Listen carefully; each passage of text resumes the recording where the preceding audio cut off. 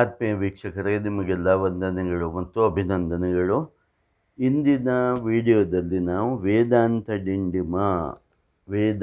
ಡಿಂಡಿಮ ಅನ್ನುವ ಗ್ರಂಥದಿಂದ ಕೆಲವು ವಿಚಾರಗಳನ್ನು ತಿಳಿದುಕೊಳ್ಳಬೇಕು. ಹಿಂದಿನ ವಿಡಿಯೋದಲ್ಲಿ ನಾನು ವೇದಾಂತ ಡಿಂಡಿಮದಲ್ಲಿರುವ 94 ಶ್ಲೋಕಗಳ ಪಠಣ ಮಾಡಿದ್ದೆ. ಇದನ್ನು ಶ್ರೀಮಾನ್ ನೃಸಿಂಹ ತೀರ್ಥರು ಬರೆದದ್ದಾಗಿದೆ. ಮತ್ತು ಇದು ವೇದಾಂತ ಡಿಂಡಿಮ ಅಂದರೆ ವೇದಾಂತ ವೇದಾಂಗ, ಇದರ ಪೂರ್ತಿ ಸಾರ ಇದರಲ್ಲಿದೆ ಈ 94 ಶ್ಲೋಕಗಳಲ್ಲಿ. ಈ 94 ಶ್ಲೋಕಗಳಲ್ಲಿ ಪ್ರತಿಯೊಂದು ಶ್ಲೋಕದ ಅರ್ಥ ಹೇಳ್ತಾ ಹೋದರೆ ಇದು 3-4 ಗಂಟೆ ಹಿಡಿಯುತ್ತೆ. ಹಾಗಾಗಿ ಒಟ್ಟಾರೆ ಈ ವೇದಾಂತ ಡಿಂಡಿಮದಲ್ಲಿ ಯಾವ ವಿಚಾರ ಹೇಳ್ತಾರೆ ಅನ್ನೋದನ್ನು ನಾವು ನೋಡೋಣ. ಶ್ರೀಮನ್ ನೃಸಿಂಹ ಸರಸ್ವತಿ ತೀರ್ಥ ಅವರಿಂದ ಈ ಗ್ರಂಥವು ರಚಿತವಾಗಿದೆ. ಇದಕ್ಕೆ ಪರಮ ಪೂಜ್ಯರಾದ ಶ್ರೀ ಶ್ರೀ ಸಚ್ಚಿದಾನಂದೇಂದ್ರ ಸರಸ್ವತಿ ಸ್ವಾಮಿಗಳವರು ವ್ಯಾಖ್ಯಾನ ಬರೆದಿದ್ದಾರೆ. ವೇದಾಂತ ಡಿಂಡಿಮವು ಮುಖ್ಯವಾಗಿ ಬ್ರಹ್ಮಜ್ಞಾನ ಒಂದರಿಂದಲೇ ಮುಕ್ತಿ ಸಿಗುತ್ತದೆ ಎಂದು ಘಂಟಾಘೋಷವಾಗಿ ತಿಳಿಸುತ್ತದೆ. ಅಂದರೆ ಇಲ್ಲಿ ಏನು, ಬೇರೆ ಯಾವುದರಿಂದಲೂ ಮುಕ್ತಿ ಸಿಗುವುದಿಲ್ಲ ಅಂತ ಅರ್ಥ ಮಾಡಿಕೊಳ್ಬೇಕು. ಪೂಜೆ ಮಾಡೋದ್ರಿಂದ, ಪ್ರಾರ್ಥನೆ ಮಾಡೋದ್ರಿಂದ, ಜಪ ಮಾಡೋದ್ರಿಂದ, ಉಪಾಸನೆ ಮಾಡೋದ್ರಿಂದ, ಅನೇಕ ಕರ್ಮಗಳನ್ನು ಮಾಡೋದ್ರಿಂದ, ಯಜ್ಞಯಾಗಾದಿಗಳು ಮಾಡುವುದರಿಂದ ಮೋಕ್ಷಕ್ಕೆ ನಾವು ಅರ್ಹರಾಗುವುದಿಲ್ಲ.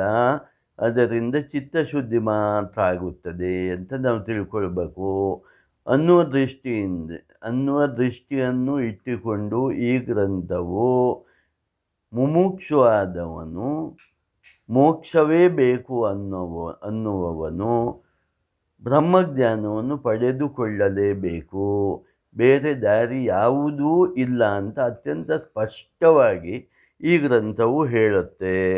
ಮತ್ತು ಇಡೀ ವೇದಾಂತವು ಹೇಳುತ್ತೆ, ಈ ಗ್ರಂಥ ಮಾತ್ರ ಹೇಳ್ತಾ ಇಲ್ಲ. ಈ ಗ್ರಂಥದಲ್ಲಿ ವೇದಾರ್ಥವಾದ ತತ್ವ ನಿರ್ಣಯವಿದೆ. ಒಟ್ಟು ಉಪನಿಷತ್ತುಗಳ ಸಾರ ಸಂಗ್ರಹವಾಗಿ ಏನಿದೆಯೋ, ಅಂದರೆ 108 ಉಪನಿಷತ್ತುಗಳಿವೆ ಅಂತಾರೆ, 256 ಇದೆ ಅಂತಾರೆ, 1000 ಮೇಲಿದೆ ಅಂತಾರೆ, ಅತಿ ಮುಖ್ಯವಾದ 10 ಉಪನಿಷತ್ತುಗಳು ಇದೆ ಅಂತ ಭಗವತ್ಪಾದ ಶಂಕರಾಚಾರ್ಯರು ಹೇಳಿ ಅದಕ್ಕೆ ಭಾಷ್ಯಗಳನ್ನು ಸಹ ಬರೆದಿದ್ದಾರೆ. ಒಟ್ಟು ಇಷ್ಟು ಉಪನಿಷತ್ತುಗಳ ಸಾರ ಏನು ಅಂತ ಈ ವೇದಾಂತ ಡಿಂಡಿಮ ಹೇಳುತ್ತೆ. ಒಟ್ಟಾರೆ ಹೇಳೋದಾದರೆ ಇದು ವೇದಾಂತವನ್ನು ಅರ್ಥ ಮಾಡಿಕೊಳ್ಳೋರಿಗೆ, ಬ್ರಹ್ಮಜ್ಞಾನ ಮಾಡಿಕೊಳ್ಳಬೇಕು ಅನ್ನೋರಿಗೆ, ಮೋಕ್ಷದ ದಾರಿಯಲ್ಲೇ ಹೋಗಬೇಕು ಅನ್ನೋರಿಗೆ ಅಮೃತ ಸಮಾನವಾದ ಗ್ರಂಥವಾಗಿದೆ. ಇದರಲ್ಲಿ ಒಟ್ಟಾರೆ ಎಷ್ಟು ಶ್ಲೋಕ ಇದೆ ಅಂದರೆ 94 ಶ್ಲೋಕ ಇದೆ. ನೋಡಿ, ಆತ್ಮ, ಪ್ರತ್ಯಗಾತ್ಮ, ಪರಬ್ರಹ್ಮ ಸ್ವರೂಪ ಹೀಗೆ ಹೇಳುವ ಎಲ್ಲ ಪದಗಳು ಒಂದೇ ಅರ್ಥವನ್ನು ಕೊಡುತ್ತದೆ ಅಂತ ಮೊದಲು ನಾವು ತಿಳ್ಕೊಳ್ಬೇಕು. ಆತ್ಮ ಅಂದರೂ ಒಂದೇ, ಪ್ರತ್ಯಗಾತ್ಮ ಅಂದರೂ ಒಂದೇ, ಪರಬ್ರಹ್ಮ ಸ್ವರೂಪ ಅಂದರೂ ಒಂದೇ ಅನ್ನುವ ಈ ವಿಚಾರವನ್ನು ನಾವು ತಿಳ್ಕೊಳ್ಬೇಕು. ಈ ಗ್ರಂಥದಲ್ಲಿ ಎಲ್ಲ ಪದಗಳು ಪರಮಾತ್ಮನನ್ನೇ ಸೂಚಿಸುತ್ತವೆ. ಯಾವುದು ಎಲ್ಲ ಪದಗಳು ಅಂದರೆ ಆತ್ಮ, ಪ್ರತ್ಯಗಾತ್ಮ, ಪರಬ್ರಹ್ಮ ಸ್ವರೂಪ, ಈ ಎಲ್ಲ ಪದಗಳು ಪರಮಾತ್ಮನನ್ನೇ ಸೂಚಿಸುತ್ತವೆ ಅಂತ ಇಲ್ಲಿ ನಮಗೆ ಗೊತ್ತಿರಬೇಕು. ಮತ್ತು ಇಲ್ಲಿ ಈ ಗ್ರಂಥದಲ್ಲಿ ಮುಖ್ಯವಾಗಿ ಏನು ಹೇಳ್ತಾರೆ ಅಂದರೆ, ಪೂಜೆ, ದಾನ, ಯಜ್ಞ ಮುಂತಾದ ಒಳ್ಳೆಯ ಕರ್ಮಗಳು ನಮ್ಮನ್ನು ಸ್ವರ್ಗಲೋಕದ ತನಕ ಕರೆದುಕೊಂಡು ಹೋಗಲು ಶಕ್ತವಾಗಿವೆ. ಅಂದರೆ ನಾನು ತುಂಬ ಒಳ್ಳೊಳ್ಳೆಯ ಕೆಲಸವನ್ನೇ ಮಾಡ್ತೇನೆ, ಪೂಜೆ ಮಾಡ್ತೇನೆ, ಸತ್ಯನಾರಾಯಣ ಪೂಜೆ ಮಾಡ್ತೇನೆ, ಪ್ರಾರ್ಥನೆ ಮಾಡ್ತೇನೆ, ತೀರ್ಥಯಾತ್ರೆ ಮಾಡ್ತೇನೆ, ಯಜ್ಞಯಾಗಾದಿಗಳನ್ನು ಮಾಡ್ತೇನೆ, ದಾನ ಕೊಡ್ತೇನೆ. ಅಂದರೆ ಇದರ ಫಲ ಏನು ಎಂದರೆ, ಇದರ ಫಲ ಇಲ್ಲಿ ನಾವು ಈ ದೇಹವನ್ನು ಬಿಟ್ಟ ನಂತರ ಸ್ವರ್ಗಕ್ಕೆ ಹೋಗಿ ಸ್ವರ್ಗದಲ್ಲಿ ಸುಖವನ್ನು ಅನುಭವಿಸಿ ಮತ್ತೆ ಮರು ಜನ್ಮಕ್ಕಾಗಿ ವಾಪಸ್ ಬರ್ತೇವೆ. ಅಂದರೆ ಇಲ್ಲಿ ಜನನ ಮರಣ ಚಕ್ರದಿಂದ ತಪ್ಪಿಸಿಕೊಳ್ಳಲು ಸಾಧ್ಯವೇ ಇಲ್ಲ. ಇದನ್ನು ಅರ್ಥ ಮಾಡಿಕೊಳ್ಬೇಕು. ಇನ್ನು ಕೆಲವರು ಸಾಕಷ್ಟು ಉಪಾಸಕರಿದ್ದಾರೆ. ದೇವಿ ಉಪಾಸನೆ ಮಾಡ್ತಾರೆ, ಗಣೇಶನ ಉಪಾಸನೆ ಮಾಡ್ತಾರೆ, ಮಹಾವಿಷ್ಣುವಿನ ಉಪಾಸನೆ ಮಾಡ್ತಾರೆ. ಇವರಿಗೆ ದೊರಕುವ ಫಲ ಎಂದರೆ ಬ್ರಹ್ಮಲೋಕದವರೆಗೆ. ಆ ಬ್ರಹ್ಮಭುವನಾಲೋಕ ಪುನರಾವರ್ತಿತೋರ್ಜುನ ಅಂತ ಶ್ರೀಕೃಷ್ಣ ಪರಮಾತ್ಮ ಭಗವದ್ಗೀತೆಯಲ್ಲಿ ಒಂದು ವಿಷಯ ಹೇಳ್ತಾನೆ. ನೀನು ಬ್ರಹ್ಮಲೋಕದವರೆಗೆ ಹೋದರೂ ಸಹ ಆಮೇಲೆ ಮತ್ತೆ ಇಲ್ಲಿ ವಾಪಸ್ ಬರಬೇಕು. ವಾಪಸ್ ಬರಬಾರ್ದು ಅಂದರೆ ಏನು ಮಾಡಬೇಕು ಅಂದರೆ ಬ್ರಹ್ಮಲೋಕದಲ್ಲಿ ವೇದಾಂತವನ್ನು ಹೇಳುವಂಥ ಒಬ್ಬ ಗುರು ಸಿಗಬೇಕು. ಅದನ್ನು ನಾವು ಅಲ್ಲಿ ಅರ್ಥ ಮಾಡಿಕೊಂಡು ಬ್ರಹ್ಮನ ಪ್ರಳಯ ಕಾಲದವರೆಗೆ ಅಲ್ಲಿ ಇದ್ದು ಆಮೇಲೆ ಮುಕ್ತಿಯನ್ನು ಪಡೆಯಬೇಕು. ಇದನ್ನು ಕ್ರಮಮುಕ್ತಿ ಅಂತ ಹೇಳ್ತಾರೆ. ಆದರೆ ಬ್ರಹ್ಮಜ್ಞಾನವನ್ನು ಹೊಂದಿದರೆ ಇಲ್ಲಿ ಇದ್ದಾಗಲೇ, ನಾವು ಬದುಕಿದ್ದಾಗಲೇ ಬ್ರಹ್ಮಜ್ಞಾನವನ್ನು ಹೊಂದಿದರೆ ಇದು ಯಾವುದೇ ಪ್ರಾಬ್ಲಮ್ ಇರೋಲ್ಲ.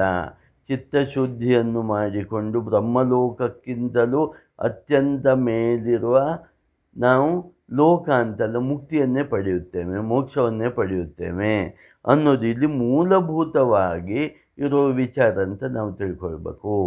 ಹಾಗಾಗಿ ಏನು ಮೂಲಭೂತವಾದ ವಿಚಾರ? ಸ್ವರ್ಗಕ್ಕೆ ಹೋಗೋದು ಪೂಜೆ, ಪ್ರಾರ್ಥನೆ, ಜಪ, ತಪಗಳಿಂದ ಸಾಧ್ಯ, ಅದು ಮೋಕ್ಷಕ್ಕೆ ಸಾಧ್ಯ ಇಲ್ಲ. ಉಪಾಸನೆಯಿಂದ ಬ್ರಹ್ಮಲೋಕದವರೆಗೆ ಹೋಗಲು ಸಾಧ್ಯ, ಅದಕ್ಕಿಂತ ಮೇಲೆ ಹೋಗಲಿಕ್ಕೆ ಕಷ್ಟ. ಬ್ರಹ್ಮಲೋಕಕ್ಕೆ ಹೋಗೋದೇ ಭಾರಿ ಕಷ್ಟ, ಉಪಾಸನೆ ಮಾಡೋದೇ ಕಷ್ಟ. ಆದರೆ ಬ್ರಹ್ಮಜ್ಞಾನವನ್ನು ಪಡೆಯುವುದು ಸುಲಭ. ಅದರ ಫಲವು ಅತ್ಯಂತ ಉನ್ನತವಾದ ಮೋಕ್ಷ ಫಲವೇ ಆಗಿದೆ ಎಂದು ವೇದಾಂತ ಡಿಂಡಿಮ ಅತಿ ಸ್ಪಷ್ಟವಾಗಿ ಹೇಳುತ್ತೆ. ಇನ್ನೊಂದು ವಿಷಯ, ನಾವು ಮುಕ್ತಿ ಅಂದಾಗ ಏನು ಅಂತ ತಿಳ್ಕೊಳ್ಬೇಕು. ಮುಕ್ತಿ ಅನ್ನುವ ಶಬ್ದಕ್ಕೆ ಬೇಕಾದಷ್ಟು ವಿವಿಧ ರೀತಿಯ ಅರ್ಥ ಇದೆ. ಸಾಮಾನ್ಯವಾಗಿ ಏನು ಹೇಳ್ತಾರೆ, ಮೋಹದ ತ್ಯಾಗವೇ ಮುಕ್ತಿ ಅಂತ, ಮೋಕ್ಷ ಅಂತ. ಮೋಹದ ನಾಶವೇ ಮೋಕ್ಷ ಅಂತ ಒಂದು ಇದೆ. ಹಾಗಾದರೆ ಮೋಹ ಅಂದರೆ ಏನು ಅಂತ ನೋಡಬೇಕಾಗಿತ್ತು. ಮೋಹ ಅಂದರೆ ಇಡೀ ಸಂಸಾರ ಬಂಧನ. ಸಂಸಾರ ಅಂದರೆ ಏನು? ಸಂಸಾರ ಅಂದರೆ ನಾವು ಅಂದ್ಕೊಂಡ ಸಂಸಾರ ಅಲ್ಲ. ನಾವು ಸಾಮಾನ್ಯವಾಗಿ ಹೆಂಡತಿ, ಮಕ್ಕಳು, ಮನೆ, ಮಠ, ಅಜ್ಜಿ ಅದಲ್ಲ. ಕರ್ತೃತ್ವ ಭೋಕ್ತೃತ್ವ ಯಾರಿಗೆ ಇದೆಯೋ, ಆ ಭಾವನೆ ಇದೆಯೋ, ಅಂದರೆ ನಾನು ಮಾಡುವವನು, ನಾನು ಒಂದು ಕೆಲಸ ಮಾಡ್ತಾ ಇದ್ದೇನೆ, ಆ ಫಲವನ್ನು ತಿನ್ನೋವನು ನಾನೇ ಅನ್ನುವ ಭಾವನೆ ಯಾರಿಗೆ ಇದೆಯೋ ಅವನು ಸಂಸಾರದಲ್ಲಿದ್ದಾನೆ ಅಂತ ಅರ್ಥ ಮಾಡಿಕೊಳ್ಬೇಕು. ಆಧ್ಯಾತ್ಮಿಕದ ಅರ್ಥ ಸಂಸಾರ ಅಂದರೆ ಯಾರಿಗೆ ಕರ್ತೃತ್ವ ಭೋಕ್ತೃತ್ವ ಭಾವನೆ ಇದೆಯೋ ಅವನೇ ಸಂಸಾರಿ. ಯಾರಿಗೆ ಕರ್ತೃತ್ವ ಭೋಕ್ತೃತ್ವ ಭಾವನೆ ಇಲ್ಲವೋ ಅವನು ಮುಕ್ತ ಸ್ಥಿತಿಯಲ್ಲಿರ್ತಾನೆ ಅನ್ನೋದು ಇದು ಗೂಢಾರ್ಥವಾಗಿದೆ ಅಂತ ತಿಳ್ಕೊಳ್ಬೇಕು.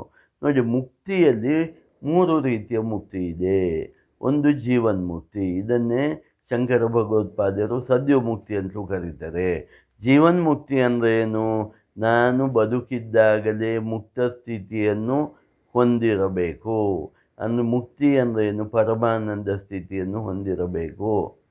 ಕಾಮ, ಕ್ರೋಧ, ಲೋಭ, ಮೋಹ, ಮದ, ಮತ್ಸರಗಳಿಂದ ದೂರವಿರಬೇಕು. 3 ಥರದ ಏಷಣಗಳಿಂದ ದೂರವಿರಬೇಕು.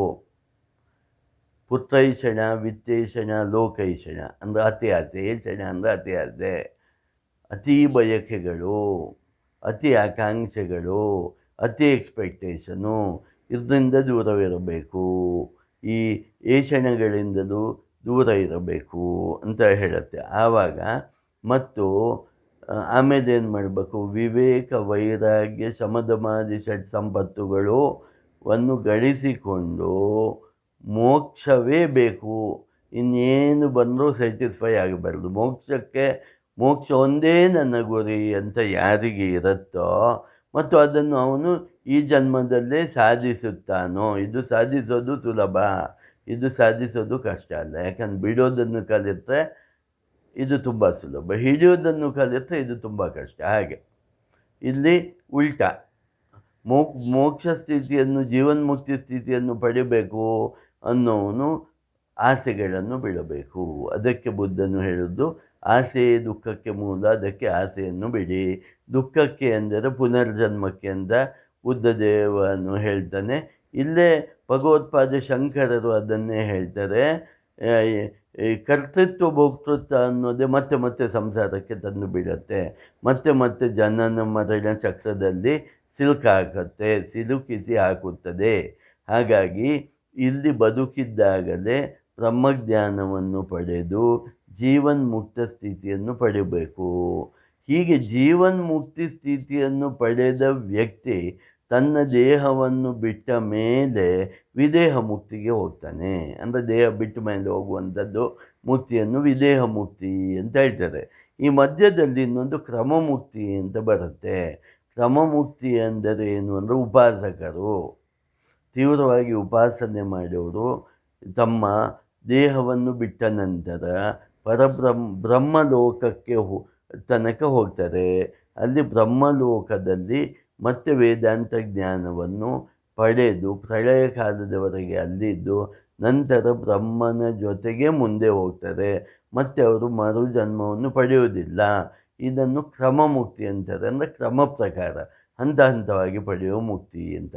ಇದು ನಮಗೆ ಮುಕ್ತಿಯ ಬಗ್ಗೆ ಅತ್ಯಂತ ಸ್ಪಷ್ಟವಾದ ಒಂದು ಕಲ್ಪನೆ ಇರಬೇಕು. ಹಾಗಾದರೆ ಆ ಕಲ್ಪನೆ ಏನು? ಮುಕ್ತಿ ಅಥವಾ ಮೋಕ್ಷ ಅಂತ ನಾವು ಏನು ಹೇಳ್ತೇವೆ ಅಂದರೆ, ಮೋಕ್ಷ ಅಂದರೆ ಮೋಹನಾಶ. ಮೋಹನಾಶ ಅಂದರೆ ಕರ್ತೃತ್ವ ಭೋಕ್ತೃತ್ವದ ನಾಶ. ಅಂದರೆ ಕಾಮಕ್ರೋಧ ಲೋಭ ಮೋಹಗಳೆಂಬ ಅರಿಷಡ್ವರ್ಗಗಳನ್ನು ಮೀರಿ ಇರುವುದು.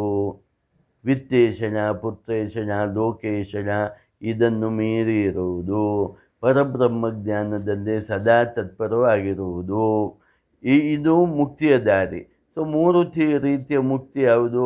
ಒಂದು ಜೀವನ್ಮುಕ್ತಿ, ಇನ್ನೊಂದು ವಿದೇಹ ಮುಕ್ತಿ, ಮತ್ತೊಂದು ಕ್ರಮಮುಕ್ತಿ.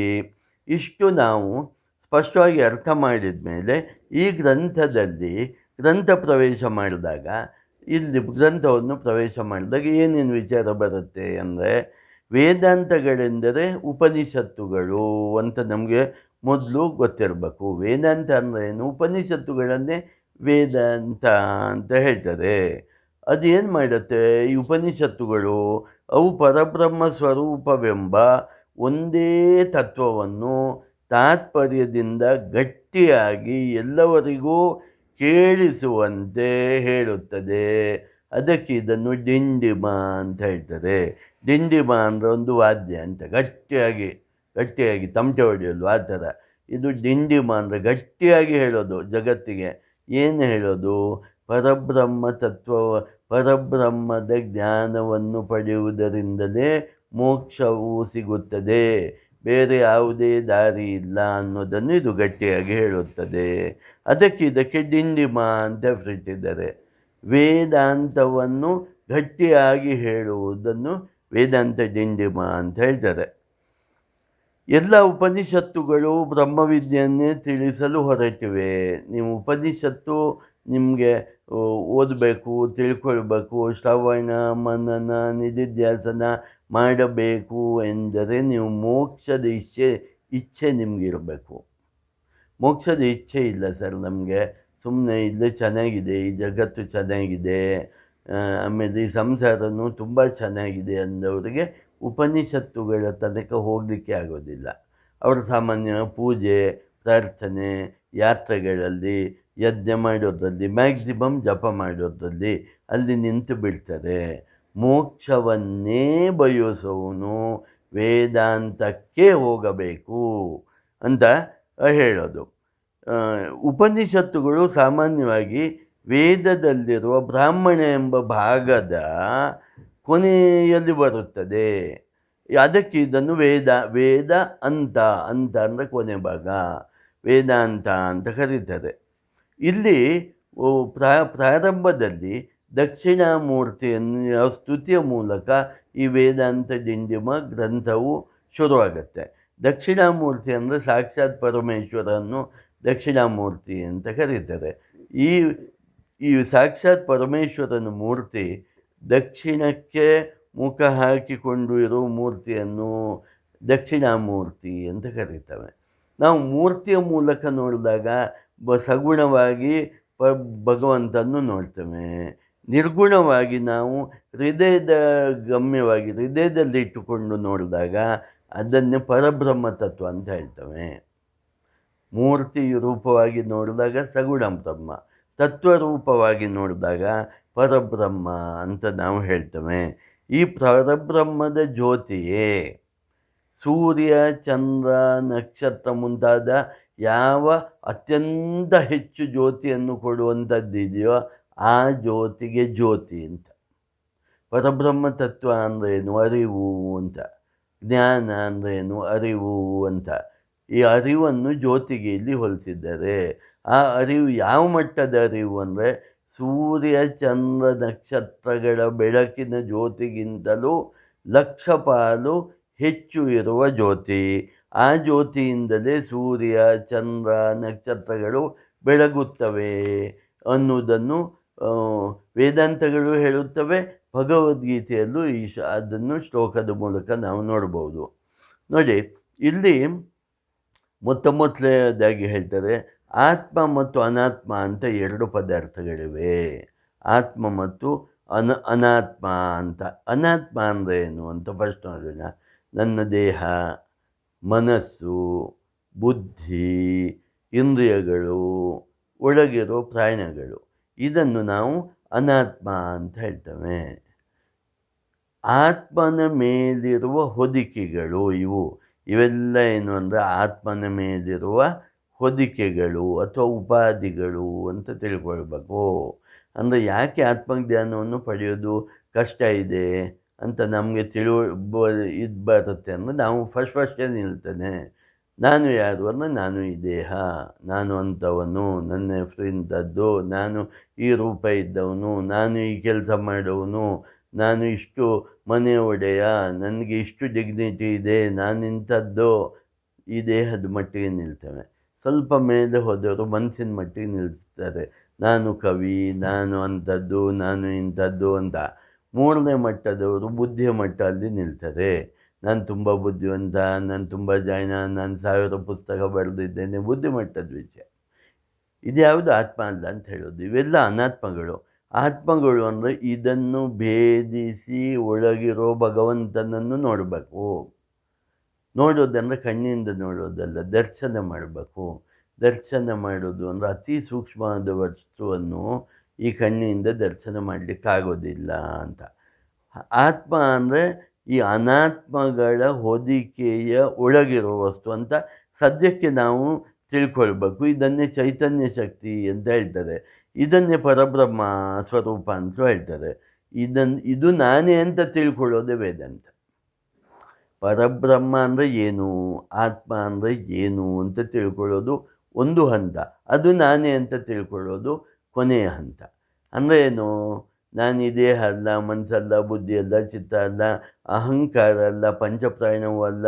ಆ ಜೀವಾತ್ಮನಾದ ನಾನೇ ಪರಮಾತ್ಮ, ಅಹಂ ಬ್ರಹ್ಮಾಸ್ಮಿ ಅಂತ ಅನುಭವ ಸಹಿತ, ತರ್ಕ ಸಹಿತ, ಜ್ಞಾನ ಸಹಿತ, ಶ್ರುತಿ ಸಹಿತ ತಿಳಿದುಕೊಳ್ಳುವುದೇ ವೇದಾಂತದ ಮುಖ್ಯ ಉದ್ದೇಶ. ಅಯಮಾತ್ಮ ಬ್ರಹ್ಮ, ಅಹಂ ಬ್ರಹ್ಮಾಸ್ಮಿ ಎಂದು ಇದನ್ನೆಲ್ಲ ವೇದಾಂತಗಳು ಸಾರುತ್ತವೆ. ಕೊನೆಯದಾಗಿ ನಾವು ತಿಳ್ಕೊಳ್ಬೇಕಾದ್ದೇನು ಅಂದರೆ ನಾನೇ ಆ ಚೈತನ್ಯ ಶಕ್ತಿ, ನಾನು ಈ ದೇಹ ಅಲ್ಲ. ತುಂಬ ಸಿಂಪಲ್ ಇದೆ ಇದು. ಆ ಚೈತನ್ಯ ಶಕ್ತಿಯೇ ನಾನು. ಆ ಚೈತನ್ಯ ಶಕ್ತಿಯಾದ ನನ್ನ ಮೇಲೆ ಈ ದೇಹದ ಹೊದಿಕೆ ಇದೆ, ಮನಸ್ಸಿನ ಹೊದಿಕೆ ಇದೆ, ಬುದ್ಧಿಯ ಹೊದಿಕೆ ಇದೆ, ಪ್ರಾಣಗಳ ಹೊದಿಕೆ ಇದೆ ಮುಂತಾದ್ದು ತಿಳ್ಕೊಂಡು ನಾನು ಈ ದೇಹ ಅಲ್ಲ, ಮನಸ್ಸಲ್ಲ, ಬುದ್ಧಿಯಲ್ಲ, ನಾನು ಚೈತನ್ಯ ರೂಪಿಯಾದ ಭಗವಂತನೇ ಅಂತ ತಿಳ್ಕೊಳ್ಬೇಕು ಅಂತ ಇಡೀ ವೇದಾಂತ ಡಿಂಡಿಮದ್ದು ದೃಷ್ಟಿ ಮತ್ತು ಇಡೀ ವೇದಾಂತದ ದೃಷ್ಟಿ. ಮುಂದೆ ಹೇಳ್ತಾರೆ ಜ್ಞಾನ ಮತ್ತು ಅಜ್ಞಾನ ಅಂತ ಎರಡು ಪದಾರ್ಥಗಳು ಇವೆ. ಪಾರಮಾರ್ಥಿಕವಾಗಿ ನೋಡಿದಾಗ ನಾನೇ ಆತ್ಮ, ನಾನೇ ಪರಬ್ರಹ್ಮ ಸ್ವರೂಪಿ ಅಂತ ತಿಳಿಯುವುದೇ ಜ್ಞಾನ. ನಾನು ದೇಹ, ನಾನು ಮನಸ್ಸು, ನಾನು ಬುದ್ಧಿ, ನಾನು ಚಿತ್ತ, ನಾನು ಅಹಂಕಾರ, ನಾನು ಜೀವನೇ ಬೇರೆ, ಪರಮಾತ್ಮನೇ ಬೇರೆ ಹೀಗೆ ತಿಳಿಯುವುದೇ ಅಜ್ಞಾನ ಅಂತ ಹೇಳ್ತಾರೆ. ಅಜ್ಞಾನ ಇದ್ದರೆ ಏನು ಅಂದರೆ ಮತ್ತೆ ಜನನ ಮರಣ ಚಕ್ರಕ್ಕೆ ನಾವು ಸಿಕ್ಕಾಕೊಳ್ತೇವೆ. ಜ್ಞಾನದಿಂದ ಏನಾಗ್ತದೆ, ಈ ಜನನ ಮರಣ ಚಕ್ರದಿಂದ ನಾವು ಹೊರಗೆ ಬೀಳ್ತೇವೆ. ಅದನ್ನೇ ನಾವು ಮುಕ್ತಿ ಸ್ಥಿತಿ ಅಂತ ತಿಳ್ಕೊಳ್ಳೋದು. ಅಂದರೆ ಈ ಬ್ರಹ್ಮಜ್ಞಾನ ಅಂದರೆ ಏನು ಅಂದರೆ ಶಬ್ದ ಸ್ವಲ್ಪ ದೊಡ್ಡದಿದೆ, ವಿಷಯ ತುಂಬ ಚಿಕ್ಕದಿದೆ. ಯಥಾರ್ಥವಾಗಿ ಅರ್ಥ ಮಾಡಿಕೊಳ್ಳೋದು. ಅದಕ್ಕೆ ವೇದಾಂತಗಳು ಕೆಲವು ಉದಾಹರಣೆಗಳನ್ನು ಕೊಡ್ತವೆ. ಏನು ಉದಾಹರಣೆ ಕೊಡುತ್ತೆ? ಒಂದು ಸಾಯಂಕಾಲದ ಹೊತ್ತಲ್ಲಿ ಒಬ್ಬ ವ್ಯಕ್ತಿ ಹೋಗ್ತಾ ಇರ್ತಾನೆ, ಒಂದು ಹಗ್ಗ ಬಿದ್ದಿರುತ್ತೆ. ಹಗ್ಗ ಅಂದರೆ ಹಾವಿನ ಥರ ಬಿದ್ದಿರುತ್ತೆ, ಈ ಥರ ಬಿದ್ದಿರುತ್ತೆ. ಅವನು ಗಾಬರಿಯಾಗಿ ಆ ಹಗ್ಗವನ್ನು ನೋಡಿ ಹಾವು ಅಂತ ತಿಳ್ಕೊಳ್ತಾನೆ. ಇದನ್ನು ಭ್ರಾಂತಿ ಜ್ಞಾನ ಅಂತಾರೆ. ಹಗ್ಗವನ್ನು ಹಾವಾಗಿ ತಿಳಿದುಕೊಳ್ಳುವುದು ಭ್ರಾಂತಿ ಜ್ಞಾನ. ಹಗ್ಗವನ್ನು ಹಗ್ಗ ಅಂತ ತಿಳ್ಕೊಳ್ಳೋದು ನಿಜವಾದ ಜ್ಞಾನ. ಭಗವತ್ಪಾದ ಶಂಕರರು ಹೇಳ್ತಾರೆ, ಬ್ರಹ್ಮ ಸತ್ಯ, ಜಗನ್ಮಿಥ್ಯ. ನಿಮಗೂ ಇದೇ ಪ್ರಾಬ್ಲಮ್ ಆಗಿದೆ. ಏನಾಗಿದೆ, ಈ ಜಗತ್ತನ್ನು ನೋಡಿ ನೀವು ಈ ಜಗತ್ತು ಸತ್ಯ ಅಂದ್ಕೊಳ್ತೀರಿ. ಆದರೆ ಹಾಗಲ್ಲ. ಪರಬ್ರಹ್ಮ ಅನ್ನೋದು ಸತ್ಯ. ಅಂದರೆ ಅದನ್ನು ಅಧಿಷ್ಠಾನ ಅಂತಾರೆ, ಅಧಿಷ್ಠಾನ ಅಂತ. ಈಗ ಹಗ್ಗ ಮತ್ತು ಹಾವಿನ ಎಕ್ಸಾಂಪಲ್ಲಿ ಹಗ್ಗವನ್ನು ಅಧಿಷ್ಠಾನ ಅಂದರೆ ಸರಿಯಾದ ವಿಷಯ ಅಂತ ಹೇಳ್ತಾರೆ, ಹಾವನ್ನು ಅಧ್ಯಾಸ ಅಂತ ಹೇಳ್ತಾರೆ, ಮಿಥ್ಯಾಜ್ಞಾನ ಅಂತ. ಈಗ ನಾವು ಇಲ್ಲಿ ನೋಡಿ ಹೀಗೆ ಹೋಲಿಸಿ, ಹಗ್ಗವನ್ನು ಪರಬ್ರಹ್ಮ ಅಂತ ತಿಳ್ಕೊಳ್ಳಿ, ಹಾವನ್ನು ಜಗತ್ತು ಅಂತ ತಿಳ್ಕೊಳ್ಳಿ. ಹಗ್ಗವನ್ನು ನೋಡಿ ಮಿಥ್ಯಾಜ್ಞಾನದಿಂದ ನಾವು ಹಾವು ಅಂತ ತಿಳಿದುಕೊಂಡ ಹಾಗೆ, ಪರಬ್ರಹ್ಮ ವಸ್ತುವನ್ನು ನೋಡಿ ಮಿಥ್ಯಾಜ್ಞಾನದಿಂದ ನಾವು ಜಗತ್ತು ಅಂತ ತಿಳ್ಕೊಂಡಿದ್ದೇವೆ. ಅದಕ್ಕೆ ಭಗವತ್ಪಾದರು ಹೇಳ್ತಾರೆ, ಬ್ರಹ್ಮ ಸತ್ಯ, ಜಗನ್ಮಿಥ್ಯ. ಇದನ್ನು ಅರ್ಥ ಮಾಡ್ಕೋ. ಈ ಪರಬ್ರಹ್ಮನಿಂದಲೇ ಅನ್ನೋದು ಒಂದೇ ಇರೋ ವಸ್ತು, ಅದರಿಂದಲೇ ಈ ಜಗತ್ತು ಉತ್ಪತ್ತಿ ಆಗತ್ತೆ, ಉಳಿದದ್ದೆಲ್ಲವೂ ಇದರಿಂದ ಉತ್ಪತ್ತಿ ಆಗತ್ತೆ ಮತ್ತು ಇದರೊಳಗೆ ಸೇರಿಕೊಳ್ಳುತ್ತೆ. ಇದನ್ನು ಅರ್ಥ ಮಾಡ್ಕೊಳ್ಬೇಕು ಅಂತ ವೇದಾಂತ ಡಿಂಡಿಮ ಅತಿ ಸ್ಪಷ್ಟವಾಗಿ ಹೇಳುತ್ತಾ, ಮೂರನೇ ವಿಚಾರ ಏನು ಹೇಳುತ್ತೆ, ಜ್ಞಾತ ಮತ್ತು ಜ್ಞೇಯ ಅನ್ನೋದು ಎರಡು ವಿಷಯಗಳಿವೆ. ಜ್ಞಾತ ಮತ್ತು ಜ್ಞೇಯ ಎಂಬ ಎರಡು ಪದಾರ್ಥ ಇದೆ. ಜ್ಞಾತ ಎಂದರೆ ಸ್ವತಃ ಬೆಳಗುವ ಸ್ವಭಾವವುಳ್ಳದ್ದು. ಜ್ಞೇಯ ಎಂದರೆ ಅದನ್ನು ಬೆಳಗಲು ಬೇರೆ ಬೆಳಕು ಬೇಕು. ಇಲ್ಲಿ ಹೇಳ್ತಾರೆ, ಪರಬ್ರಹ್ಮ ಸ್ವರೂಪವೇ, ಆತ್ಮವೇ ಜ್ಞಾತ, ಈ ಜಗತ್ತೇ ಜ್ಞೇಯ. ಆತ್ಮವೇ ಜ್ಞಾತ, ಸ್ವತಃ ಬೆಳಕಿರೋದು ಆತ್ಮವೇ. ಅದು ದೇಹ, ಇಂದ್ರಿಯ, ಮನಸ್ಸು, ಬುದ್ಧಿ ಇದನ್ನೆಲ್ಲ ಬೆಳಗತ್ತೆ, ಒಳಗಿರುವ ಆತ್ಮ ಅಂತ ಸದ್ಯಕ್ಕೆ ತಿಳ್ಕೊಳ್ಬೇಕು. ನಿಜ ಅಂದರೆ ಆತ್ಮ ಒಳಗಿದೆ ಅಂತ ಅಲ್ಲ, ಎಲ್ಲ ಕಡೆ ಇದೆ ಅಂತ ಅರ್ಥ. ಪರಬ್ರಹ್ಮ ತತ್ವ ಆತ್ಮ ಎಲ್ಲಿದೆ ಅಂದರೆ ನಾವು ಸಾಮಾನ್ಯ ಇಲ್ಲಿ ತೋರಿಸ್ತೇವೆ ಆತ್ಮ ಒಳಗಿದೆ ಅಂತ. ಆತ್ಮ ಅಷ್ಟೇ ಹೊರಗೂ ಇದೆ. ಅದಕ್ಕೆ ಸರ್ವವ್ಯಾಪಿಯಾದದ್ದು. ಈಗ ಗಾಳಿ ಎಲ್ಲಿದೆ ಅಂದರೆ ಗಾಳಿ ಒಳಗೂ ಇದೆ, ದೇಹದೊಳಗೆ ಇದೆ. ಹಾಗೆ ದೇಹದೊಳಗೆ ಮಾತ್ರ ಇದೆಯೋ, ಇಲ್ಲ ಹೊರಗೆ ಎಲ್ಲ ಕಡೆ ಇಲ್ವಾ? ಹಾಗೆ ಭಗವಂತ ಎಲ್ಲಿದ್ದಾನೆ ಅಂದರೆ ಒಳಗಿದ್ದಾನೆ ಅಂದರೆ ಹೊರಗಿಲ್ಲ ಅಂತ ಅಲ್ಲ. ನಿಮಗೆ ನೋಡುವ ಶಕ್ತಿ ಇಲ್ಲ, ಅದಕ್ಕೆ ಒಳಗಿದ್ದಾನೆ ಅಂತ ಹೇಳೋದು. ಇದು ಪ್ರೈಮರಿ ಸ್ಕೂಲಲ್ಲಿ ಪಾಠ ಮಾಡುವ ಮೇಷ್ಟ್ರು ABCD ಅಂತ ಹೇಳಿಕೊಟ್ಟಾಗ ಇರೋದು ಬರೀ ABCD ಅಂತ ಅಲ್ಲ, ಮುಂದೆ ಸೆಂಟೆನ್ಸ್, ಪ್ಯಾರಾಗ್ರಾಫು, ಟೆಕ್ಸ್ಟ್ ಬುಕ್ ಎಲ್ಲ ಇದೆ. ಬಟ್ ಆ ಸ್ಟೇಜಲ್ಲಿ ಅರ್ಥ ಆಗೋದಿಲ್ಲ ಅನ್ನೋದಕ್ಕೆ ನಿನ್ನ ಒಳಗಿರುವ ಆತ್ಮನನ್ನು ನೋಡು ಅಂತ ಹೇಳೋದು. ಯಾಕಂದರೆ ನಿನ್ನ ಹೊರಗಿರುವ ಆತ್ಮನನ್ನು ನೋಡುವ ಶಕ್ತಿನೇ ಇಲ್ಲ ನಿನಗೆ, ಅದಕ್ಕೆ ಫಸ್ಟ್ ಅದನ್ನು ಕಲಿ ಅಂತ ಹೇಳೋದು. ಆಮೇಲೆ ಶಕ್ತಿ ಬಂದಾಗ ಭಗವಂತ ಎಲ್ಲಿದ್ದಾನೆ ಅನ್ನೋ ಕ್ವಶನಿಗೆ ಆನ್ಸರು ಕನಕದಾಸರು ಹೇಳಿದಾಗೆ, ಭಗವಂತನು ಇಲ್ಲದ ಸ್ಥಳವೇ ಇಲ್ಲ ಅಂತ. ನೀವು ಎಲ್ಲಿ ನೋಡಿದರೂ ನಿಮಗೆ ಭಗವಂತನ ದರ್ಶನವೇ ಆಗಬೇಕು ಅನ್ನೋದು ಪರಬ್ರಹ್ಮ ತತ್ವದ ನಿಜವಾದ ಚಿಂತನೆ. ಮುಂದೆ ಹೇಳ್ತಾರೆ, ಸುಖ ಮತ್ತು ದುಃಖ ಎಂಬ ಎರಡು ಪದಾರ್ಥ ಇದೆ. ಸುಖ ಅನ್ನೋದು ಖುಷಿಯನ್ನುಂಟು ಮಾಡುತ್ತೆ, ಪ್ರಿಯವನ್ನು ಉಂಟು ಮಾಡುತ್ತೆ, ಆನಂದವನ್ನು ಉಂಟು ಮಾಡುತ್ತದೆ. ಯಾಕೆ ಉಂಟು ಮಾಡುತ್ತದೆ ಅಂದರೆ, ಸುಖ ಅನ್ನೋದು ಆತ್ಮಕ್ಕೆ ಸಂಬಂಧಪಟ್ಟ, ಆನಂದ ಎಲ್ಲಿಂದ ಬರುತ್ತೆ ಅಂದರೆ ಆತ್ಮದಿಂದ ಬರುತ್ತೆ. ಅದಕ್ಕೆ ಆತ್ಮಾನಂದ ಅಂತ ಹೇಳ್ತಾರೆ. ಆ ದುಃಖ ದುಃಖ ಎಲ್ಲಿಂದ ಬರುತ್ತೆ ಅಂದರೆ ಜಗತ್ತಿನಿಂದ ಬರುತ್ತೆ. ಜಗತ್ತು ಅನ್ನೋದು ಯಾವಾಗಲೂ ಬದಲಾವಣೆಗೊಳಪಟ್ಟಿದೆ, ಯಾವಾಗಲೂ ಇದ್ದ ಹಾಗೆ ಇರೋದಿಲ್ಲ. ಈ ದೇಹವು ಜಗತ್ತಿಗೆ ಸಂಬಂಧಪಟ್ಟಿದೆ, ಈ ಮನಸ್ಸು ಜಗತ್ತಿಗೆ ಜಡವಾಗಿದೆ. ಅದಕ್ಕೆ ನೋಡಿ ಬದಲಾವಣೆ ಆಗ್ತಾ ಇರುತ್ತೆ. ಒಂದು ದೇಹ ಚಿಕ್ಕ ಮಗು ಇದ್ದಾಗ ಒಂಥರ, ಸ್ವಲ್ಪ ದೊಡ್ಡದಾಗ ಒಂಥರ, ಯೌವನದಲ್ಲಿ ಒಂಥರ, ಪ್ರೌಢಾವಸ್ಥೆಯಲ್ಲಿ ಒಂಥರ, ಮುದಿತನದಲ್ಲಿ ಒಂಥರ, ಸಾಯುವಾಗ ಇನ್ನೊಂಥರ. ಹಾಗೆ ಮನಸ್ಸು ಗಳಿಗೆಗೆ ಬದಲಾವಣೆ ಆಗ್ತಾ ಇರುತ್ತೆ, ಬುದ್ಧಿಯೂ ಬದಲಾವಣೆ ಆಗುತ್ತೆ. ಯಾವುದು ಬದಲಾವಣೆಯೇ ಆಗುವುದಿಲ್ಲವೋ ಅದೇ ಆತ್ಮ ಅಂತ ಅರ್ಥ ಮಾಡ್ಕೊಳ್ಬೇಕು. ಅದೇ ಭಗವಂತ ಅಂತ. ಬದಲಾವಣೆ ಇಲ್ಲ, ಯಾವಾಗಲೂ ಒಂದೇ ಥರ ಇರೋದು. ಆಮೇಲೆ ಯಾವುದು ಒಂದೇ ಥರ ಇದೆಯೋ ಅದೇ ಸತ್ಯ ಅಂತ. ಹಾಗಾಗಿ ಈ ಜಗತ್ತಲ್ಲಿ ಕಾಲು ಭಾಗ ಸುಖ ಇದೆ, ಮುಕ್ಕಾಲು ಭಾಗ ದುಃಖ ಇದೆ. ಎರಡು ದುಃಖಗಳ ಮಧ್ಯೆ ಒಂದು ಸುಖ ಸಿಕ್ಕಿದಾಗ ಸುಖ ಸಿಗತ್ತೆ ಅಷ್ಟೆ. ಎರಡು ದುಃಖಗಳ ಮಧ್ಯೆ ಸ್ವಲ್ಪ ಕಾಲ ಒಂದು ಬ್ರೀತಿಂಗ್ ಪೀರಿಯಡ್ ಅಂತ ಹೇಳ್ತೇವಲ್ಲ, ಆ ಟೈಮಲ್ಲಿ ಸ್ವಲ್ಪ ಸುಖ ಸಿಕ್ಕಿದಾಗ ಸುಖ ಅಂದ್ಕೊಳ್ತವೆ. ಸುಖ ಅಲ್ಲ, ದುಃಖ ಇಲ್ಲದ ಸಮಯವನ್ನು ನಾವು ಸುಖ ಅಂತ ಅಂದ್ಕೊಳ್ತೇವೆ. ಒರಿಜಿನಲ್ ಸುಖ ಅಲ್ಲ, ದುಃಖ ಇಲ್ಲ. ಯಾಕಂದರೆ ಇರೋದೇ ದುಃಖ ಆದರೆ ದುಃಖ ಇಲ್ಲದ ಸಮಯ ಸುಖ ಆಗತ್ತೆ. ಅದು ಜಗತ್ತಿನಲ್ಲಿರೋದು ಅಂತ ವೇದಾಂತ ಡಿಂಡಿಮ ಹೇಳುತ್ತೆ. ಹಾಗಾಗಿ ನಿಮಗೆ ಸುಖದ ಪರಿಕಲ್ಪನೆಯೇ ಇಲ್ಲ. ಸುಖದ ಪರಿಕಲ್ಪನೆ ಯಾರಿಗಿದೆ ಅಂದರೆ ಬ್ರಹ್ಮಜ್ಞಾನಿಗೆ ಮಾತ್ರ ಇರುತ್ತೆ.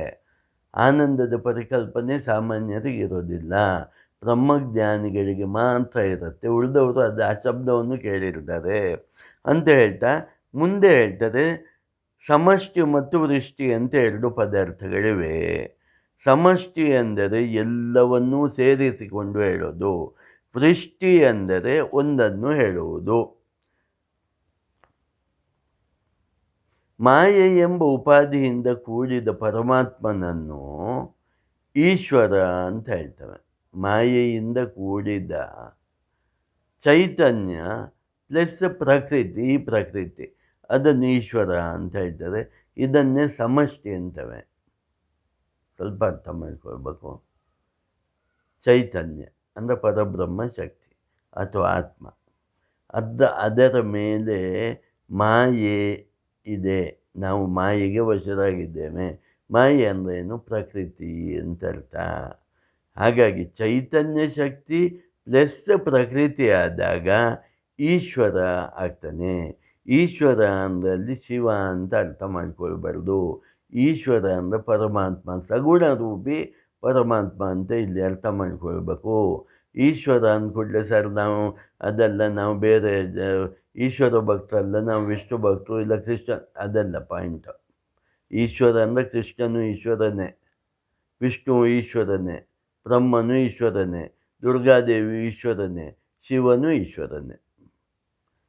ಆ ಚೈತನ್ಯ ಶಕ್ತಿಯನ್ನು ಇಲ್ಲಿ ಕರೆಯೋದು. ನೋಡಿ, ಒಂದು ಉದಾಹರಣೆ ಕೊಡೋದಾದ್ರೆ, ಸಮಷ್ಟಿ ಮತ್ತು ವೃಷ್ಟಿಗೆ ಏನು ವ್ಯತ್ಯಾಸ ಅನ್ನೋದಾದರೆ, ಒಂದು ಖಾಲಿ ಗಡಿಗೆ ಇದೆ ಅಂತ ಇಟ್ಕೊಳ್ಳಿ.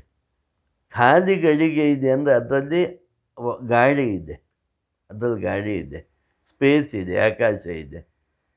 ಅದೊಂದು ಗಡಿಗೆ ಅಂದಾಗ ಆ ಒಂದು ಗಡಿಗೆ ಒಳಗಿರುವ ಆಕಾಶ ಅಥವಾ ಗಾಳಿ ವೃಷ್ಟಿ ಒಂದರಲ್ಲಿರೋದು. ಈಗ ನಾನು 10 ಗಡಿಗೆಯನ್ನು ಹೇಳ್ತೇನೆ, 10 ಗಡಿಗೆಯನ್ನು ಹೇಳ್ತೇನೆ. 10 ಗಡಿಗೆಯಲ್ಲೂ ಗಾಳಿ ಇದೆ, ಖಾಲಿ ಇದೆ ಅನ್ನೋ ಗಾಳಿ ಇದೆ ಅಥವಾ ಸ್ಪೇಸ್ ಇದೆ. ಈಗ 10 ಗಡಿಗೆಯನ್ನು ಒಡೆದಾಗ ಆ ಗಾಳಿ ಎಲ್ಲ ಒಂದೇ ಆಗೋಲ್ವಾ? ಆ ಆಕಾಶ ಎಲ್ಲ ಒಂದೇ ಆಗೋದಿಲ್ವ? ಫಸ್ಟ್ ಗಡಿಗೆ ಆಕಾಶ ಇದು, ಸೆಕೆಂಡ್ ಗಡಿಗೆ ಆಕಾಶ ಇದು, ಥರ್ಡ್ ಗಡಿ, ಹೀಗೆ ನಾವು ಹೇಳ್ತೇವೆ ಇಲ್ಲ ಅಲ್ವಾ?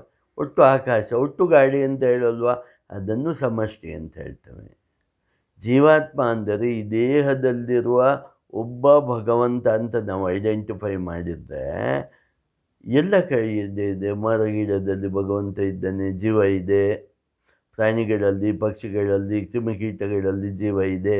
ಇದೆಲ್ಲ ಆದಾಗ ಇರೋದು ಅದೊಂದೇ ಚೈತನ್ಯ ಶಕ್ತಿ. ಅದನ್ನು ಪೂರ್ತಿ ಸೇರಿ ಸಮಷ್ಟಿ ಅಂತ ಕರಿತೇವೆ ಅಂತ ಹೇಳ್ತವೆ. ಯಾವಾಗ ನಾಮ ರೂಪ ಗುಣ ಸಹಿತವಾಗಿ ನೋಡಿದಾಗ ಜೀವರು ಬೇರೆ ಬೇರೆಯಾಗಿ ಕಾಣ್ತದೆ. ಒಂದು ರೂಪ, ಒಂದು ಹೆಸರು ಮತ್ತು ಗುಣ ತಮೋಗುಣ ರಜೋಗುಣ ಸಾತ್ವಿಕ ಗುಣದಲ್ಲಿ ಆ ಗುಣಗಳ ಇದರಲ್ಲಿ ಬೇರೆ ಬೇರೆಯಾಗಿ ನಮಗೆ ಕಾಣಿಸ್ತದೆ. ಇದೆಲ್ಲವನ್ನೂ ಮೀರಿ ನೀವು ಒಳಗಿರುವ ಚೈತನ್ಯ ಶಕ್ತಿಯನ್ನು ನೋಡಿದರೆ ಎಲ್ಲ ಜೀವರಾಶಿಗಳು ಒಂದೇ ಚೈತನ್ಯ ಶಕ್ತಿಯನ್ನು ಒಳಗೆ ಹೊಂದಿವೆ ಅನ್ನೋ ಭಾವನೆಯನ್ನು ಮತ್ತು ಸತ್ಯವನ್ನು ಅರಿತರೆ ನಾನು ಪರಬ್ರಹ್ಮ ಸ್ವರೂಪಿ, ಆ ಚೈತನ್ಯ ಶಕ್ತಿಯೇ ನಾನು ಅಂತ ತಿಳಿದು ಬರುತ್ತದೆ ಅಂತ ಹೇಳ್ತಾ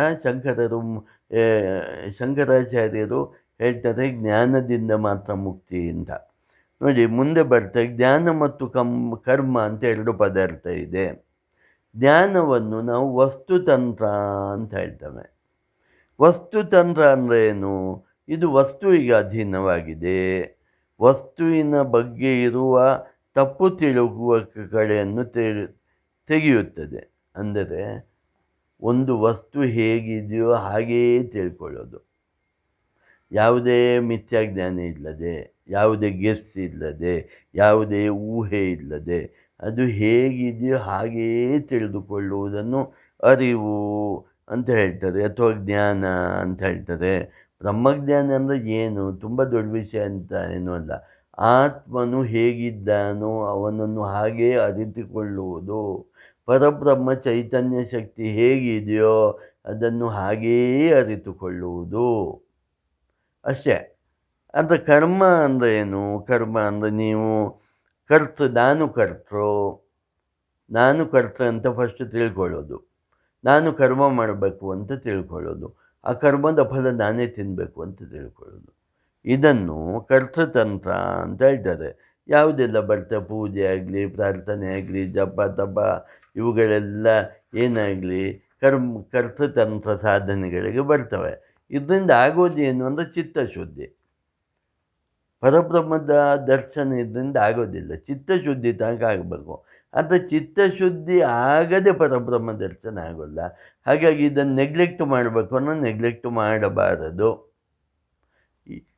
ಇದನ್ನು ಮಾಡಿ ಇದನ್ನು ದಾಟಿ ಮುಂದೆ ವೇದಾಂತಕ್ಕೆ ಹೋಗಿ ಚಿತ್ತಶುದ್ಧಿ ಮಾಡಿಕೊಂಡು ವೇದಾಂತಕ್ಕೆ ಹೋಗಿ ವಿವೇಕ ವೈರಾಗ್ಯ ಶಮದಮಾದಿ ಷಟ್ ಸಂಪತ್ತುಗಳನ್ನು ಹೊಂದಿ ಮೋಕ್ಷವನ್ನೇ ಪಡೆಯಬೇಕು ಅಂತ ಹೊಂದಿ ಸಾಕ್ಷಾತ್ ಸಾಧನ ಅಂತ ಇದನ್ನು ಹೇಳ್ತಾರೆ. ಯಾವುದನ್ನು? ಶ್ರವಣ ಮನನ ನಿಧಿಧ್ಯಾಸವನ್ನು. ಏನು ಶ್ರವಣ? ವೇದಾಂತ ಶ್ರವಣ, ವೇದಾಂತ ಮನನ, ವೇದಾಂತ ನಿಧಿಧ್ಯಾಸನ. ವೇದಾಂತ ಅದು ಮುಖ್ಯ. ಯಾವುದೋ ಒಂದು ಪಿಕ್ಚರ್ ಇದು ಕೇಳಿ ದೇವರ ಭಕ್ತಿಗೀತೆ ಕೇಳಿ ಶ್ರವಣ ಮಾಡದೆ ಅಲ್ಲ, ಅದಲ್ಲ. ವೇದಾಂತದ ಶ್ರವಣ, ಉಪನಿಷತ್ತುಗಳ ಶ್ರವಣ ಅಂತ ಇಲ್ಲಿ ಯಾಕಂದರೆ ಉಪನಿಷತ್ತುಗಳ ಶ್ರವಣದಿಂದಲೇ ಪರಬ್ರಹ್ಮ ತತ್ವವು ಹೇಗಿದೆಯೋ ಹಾಗೆ ಅರ್ಥ ಆಗೋದು, ಬೇರೆ ರೀತಿ ಅರ್ಥ ಆಗೋದಿಲ್ಲ. ಹಾಗಾಗಿ ಕರ್ತೃತಂತ್ರ ಅಂದರೆ ಯಾವುದು? ಪೂಜೆ, ಪ್ರಾರ್ಥನೆ, ಯಜ್ಞಯಾಗಾದಿಗಳು, ಧ್ಯಾನ, ಉಪಾಸನೆ, ಜಪ ಇದೆಲ್ಲ ಕರ್ತೃತಂತ್ರಕ್ಕೆ ಬರುತ್ತೆ. ವಸ್ತುತಂತ್ರ ಅಂದರೆ ಏನು? ಶ್ರವಣ ಮನನ ನಿಧಿಧ್ಯಾಸನ ಇದನ್ನು ಮಾಡೋದು. ಇದು ಮಾಡಲಿಕ್ಕೆ ಏನು ಬೇಕು? ವಿವೇಕ ವೈರಾಗ್ಯ ಶಮನ ದಮಾದಿ ಷಟ್ ಸಂಪತ್ತುಗಳು ಮತ್ತು ಮೋಕ್ಷವನ್ನೇ ಪಡೆಯಬೇಕು ಅನ್ನುವ ಹೆಬ್ಬಯಕೆ ಇರಬೇಕು. ಕರ್ತೃತಂತ್ರ ಸಾಧನೆಗಳಿಂದ ಜನನ ಮರಣ ಚಕ್ರದಿಂದ ಹೊರಗೆ ಬರಲಿಕ್ಕಾಗೋಲ್ಲ. ಪುಣ್ಯ ಭಾರಿ ಸಿಕ್ಕಿದ್ರು ಸ್ವರ್ಗಲೋಕತ್ತಾಗ ಹೋಗ್ಬೋದು ಮತ್ತು ವಾಪಸ್ ಬರಬೇಕು. ಆದರೆ ವಸ್ತುತಂತ್ರ ಸಾಧನೆಯನ್ನು ಮಾಡುವುದರ ಮೂಲಕ ಮೋಕ್ಷವನ್ನೇ ಪಡೆಯಬಹುದು ಅನ್ನೋದು ವಿಷಯ. ಮುಂದೆ ಶ್ರವಣ ಮಾಡಬೇಕಾದ್ದು ಮತ್ತು ಶ್ರವಣ ಮಾಡಬಾರ್ದು ಯಾವುದು ಅಂತ ಹೇಳ್ತಾರೆ. ಶ್ರವಣ ಮಾಡಬೇಕಾದ್ದು ಪರಬ್ರಹ್ಮ ತತ್ವವನ್ನು ಹೇಳುವ ವಿಚಾರವನ್ನು, ವೇದಗಳನ್ನು, ವೇದಾಂತಗಳನ್ನು, ಓಂಕಾರವನ್ನು ಶ್ರವಣ ಮಾಡಬೇಕು. ಶ್ರವಣ ಮಾಡಬಾರದ್ದು ಯಾವುದು ಅಂದರೆ ಈ ಲೋಕಕ್ಕೆ ಸಂಬಂಧಪಟ್ಟ ವಿಷಯಗಳಿಗೆ ಸಂಬಂಧಪಟ್ಟ ವಿಚಾರಗಳನ್ನು ಶ್ರವಣ ಮಾಡಬಾರ್ದು ಅಂತ ಹೇಳ್ತಾರೆ. ಯಾಕೆ ಹೇಳ್ತಾರೆ ಅಂದರೆ ಅದರಿಂದ ಚಿತ್ತ ಅಶುದ್ಧಿಯಾಗತ್ತೆ ಅಂತ. ಹಾಗೆಯೇ ವಿಚಾರ ಮಾಡತಕ್ಕದ್ದು, ವಿಚಾರ ಮಾಡಬಾರದ್ದು ಅಂತ 2 ವಿಷಯ ಇದೆ ಅಂದರೆ, ವಿಚಾರ ಮಾಡಬೇಕಾದ್ದು ಪರಬ್ರಹ್ಮ ತತ್ವವನ್ನು, ವಿಚಾರ ಮಾಡಬಾರದ್ದು ಈ ಜಗತ್ತಿನ ವಿಚಾರಗಳನ್ನು. ನಂಗೆ ಇಷ್ಟು ಸೈಟ್ ಇದೆ, ಅಷ್ಟು ಮನೆ ಇದೆ, ಇಷ್ಟು ಹಣ ಇದೆ, ಇಷ್ಟು ಬ್ಯಾಂಕ್ ಬ್ಯಾಲೆನ್ಸ್ ಇದೆ, ಇಷ್ಟು ಮೊಮ್ಮಕ್ಕಳಿದ್ದಾರೆ, ಇದು ವಿಚಾರ ಮಾಡುವ ವಿಷಯ ಅಲ್ಲ ಅಂತ ಹೇಳೋದಿಲ್ಲಿ. ಪರಬ್ರಹ್ಮ ತತ್ವ ಅಂದರೆ ಏನು, ಮೋಕ್ಷವನ್ನು ಹೇಗೆ ಪಡಿಬೋದು, ಪುಣ್ಯ ಅಂದರೆ ಏನು, ಪಾಪ ಅಂದರೆ ಏನು, ಧರ್ಮ ಅಂದರೆ ಏನು, ಇವೆಲ್ಲ ವಿಚಾರ ಮಾಡಬೇಕು ಅಂತ ಇಲ್ಲಿ ಹೇಳೋದು. ಇಲ್ಲಿ ಧ್ಯೇಯ ಮತ್ತು ಧ್ಯಾನ ಮಾಡತಕ್ಕದ್ದು, ಧ್ಯಾನ ಮಾಡಬಾರದು ಅಂತ 2 ವಿಚಾರ ಇದೆ ಅಂತ ಹೇಳ್ತಾರೆ.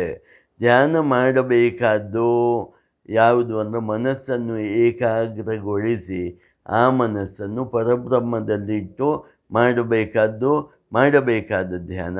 ಅನಿತ್ಯ ವಸ್ತುಗಳ ಬಗ್ಗೆ, ಜಗತ್ತಿನ ಬಗ್ಗೆ ಧ್ಯಾನ ಮಾಡಬಾರದು ಅಂತ ಹೇಳ್ತಾರೆ. ಅದಕ್ಕೆ ಯಾಜ್ಞವಲ್ಕ್ಯರು ಬೃಹದಾರಣ್ಯಕ ಉಪನಿಷತ್ತಲ್ಲಿ ಏನು ಹೇಳ್ತಾರೆ, ಆತ್ಮ ವಾ ಅರೆ ದೃಷ್ಟವ್ಯ ಶ್ರೋತವ್ಯ ಮಂತವ್ಯ ನಿಧಿ ಧ್ಯಾಸಿತವ್ಯ ಅಂತ ಹೇಳ್ತಾರೆ.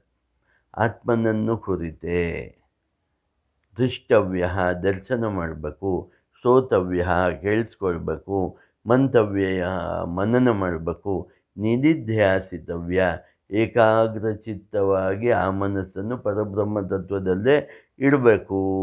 ಇದೇ ಧ್ಯಾನ ಅಂತ ಹೇಳ್ತಾರೆ.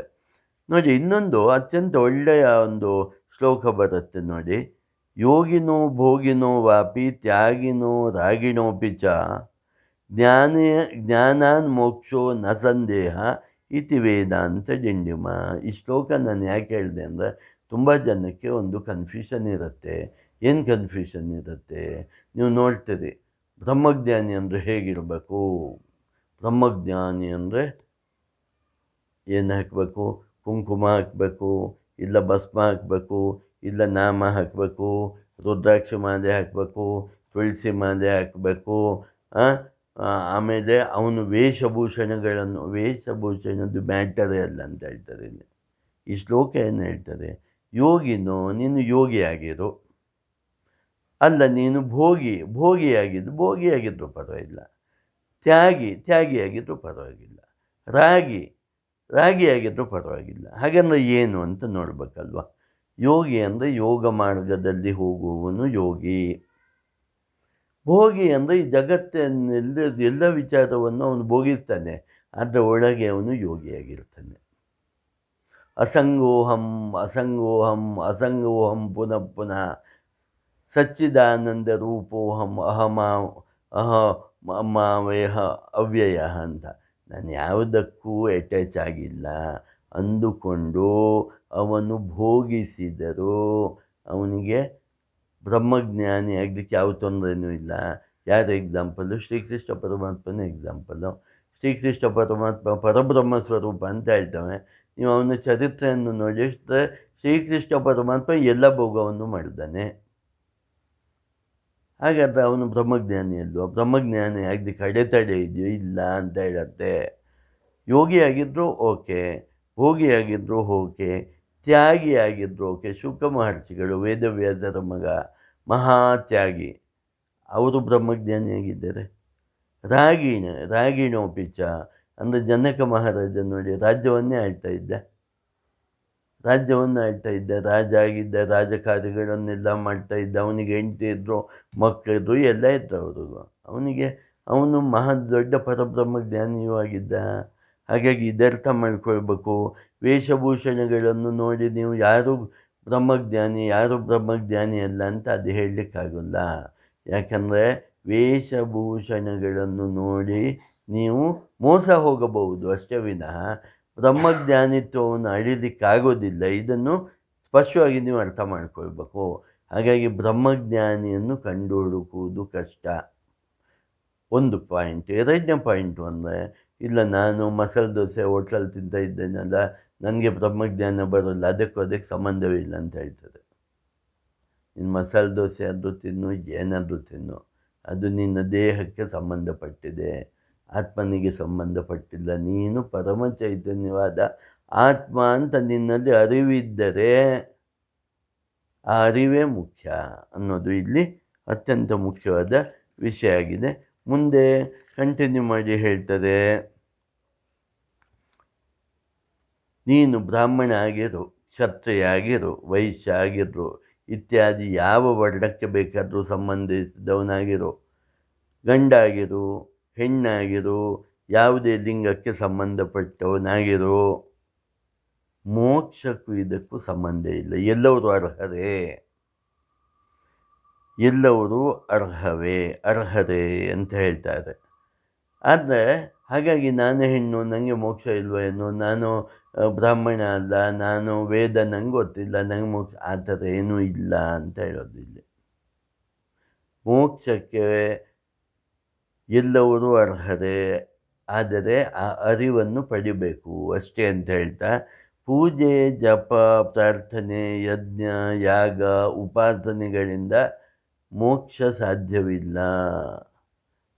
ಪುಣ್ಯ ಸಾಧ್ಯ ಇದೆ, ಸ್ವರ್ಗದವರೆಗೆ ಸಾಧ್ಯ ಇದೆ, ಮತ್ತೆ ವಾಪಸ್ ಇಲ್ಲಿ ಬರಬೇಕು ಅಂತ ಹೇಳ್ತಾ, ಮೋಕ್ಷವನ್ನೇ ಪಡಿಬೇಕು ಅನ್ನೋನು ಬ್ರಹ್ಮಜ್ಞಾನವನ್ನೇ ಹೊಂದಬೇಕು ಅಂತ. ನೋಡಿ, ಸ್ಟ್ರೈಟ್, ಮೋಕ್ಷವನ್ನೇ ಪಡೆಯಬೇಕು ಅನ್ನೋನು ಬ್ರಹ್ಮಜ್ಞಾನವನ್ನೇ ಹೊಂದಬೇಕು ಅಂತ ಹೇಳ್ತಾ, ಮುಂದೆ ಇದು ಹೇಳತ್ತೆ ಈ ಗ್ರಂಥ. ಏನು ಹೇಳತ್ತೆ ಮುಂದೆ ಅಂದರೆ,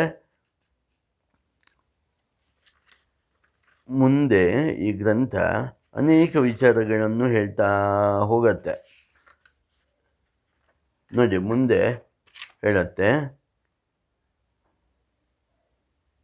ಕರ್ಮಗಳು ಚಿತ್ತಶುದ್ಧಿಗಾಗಿ.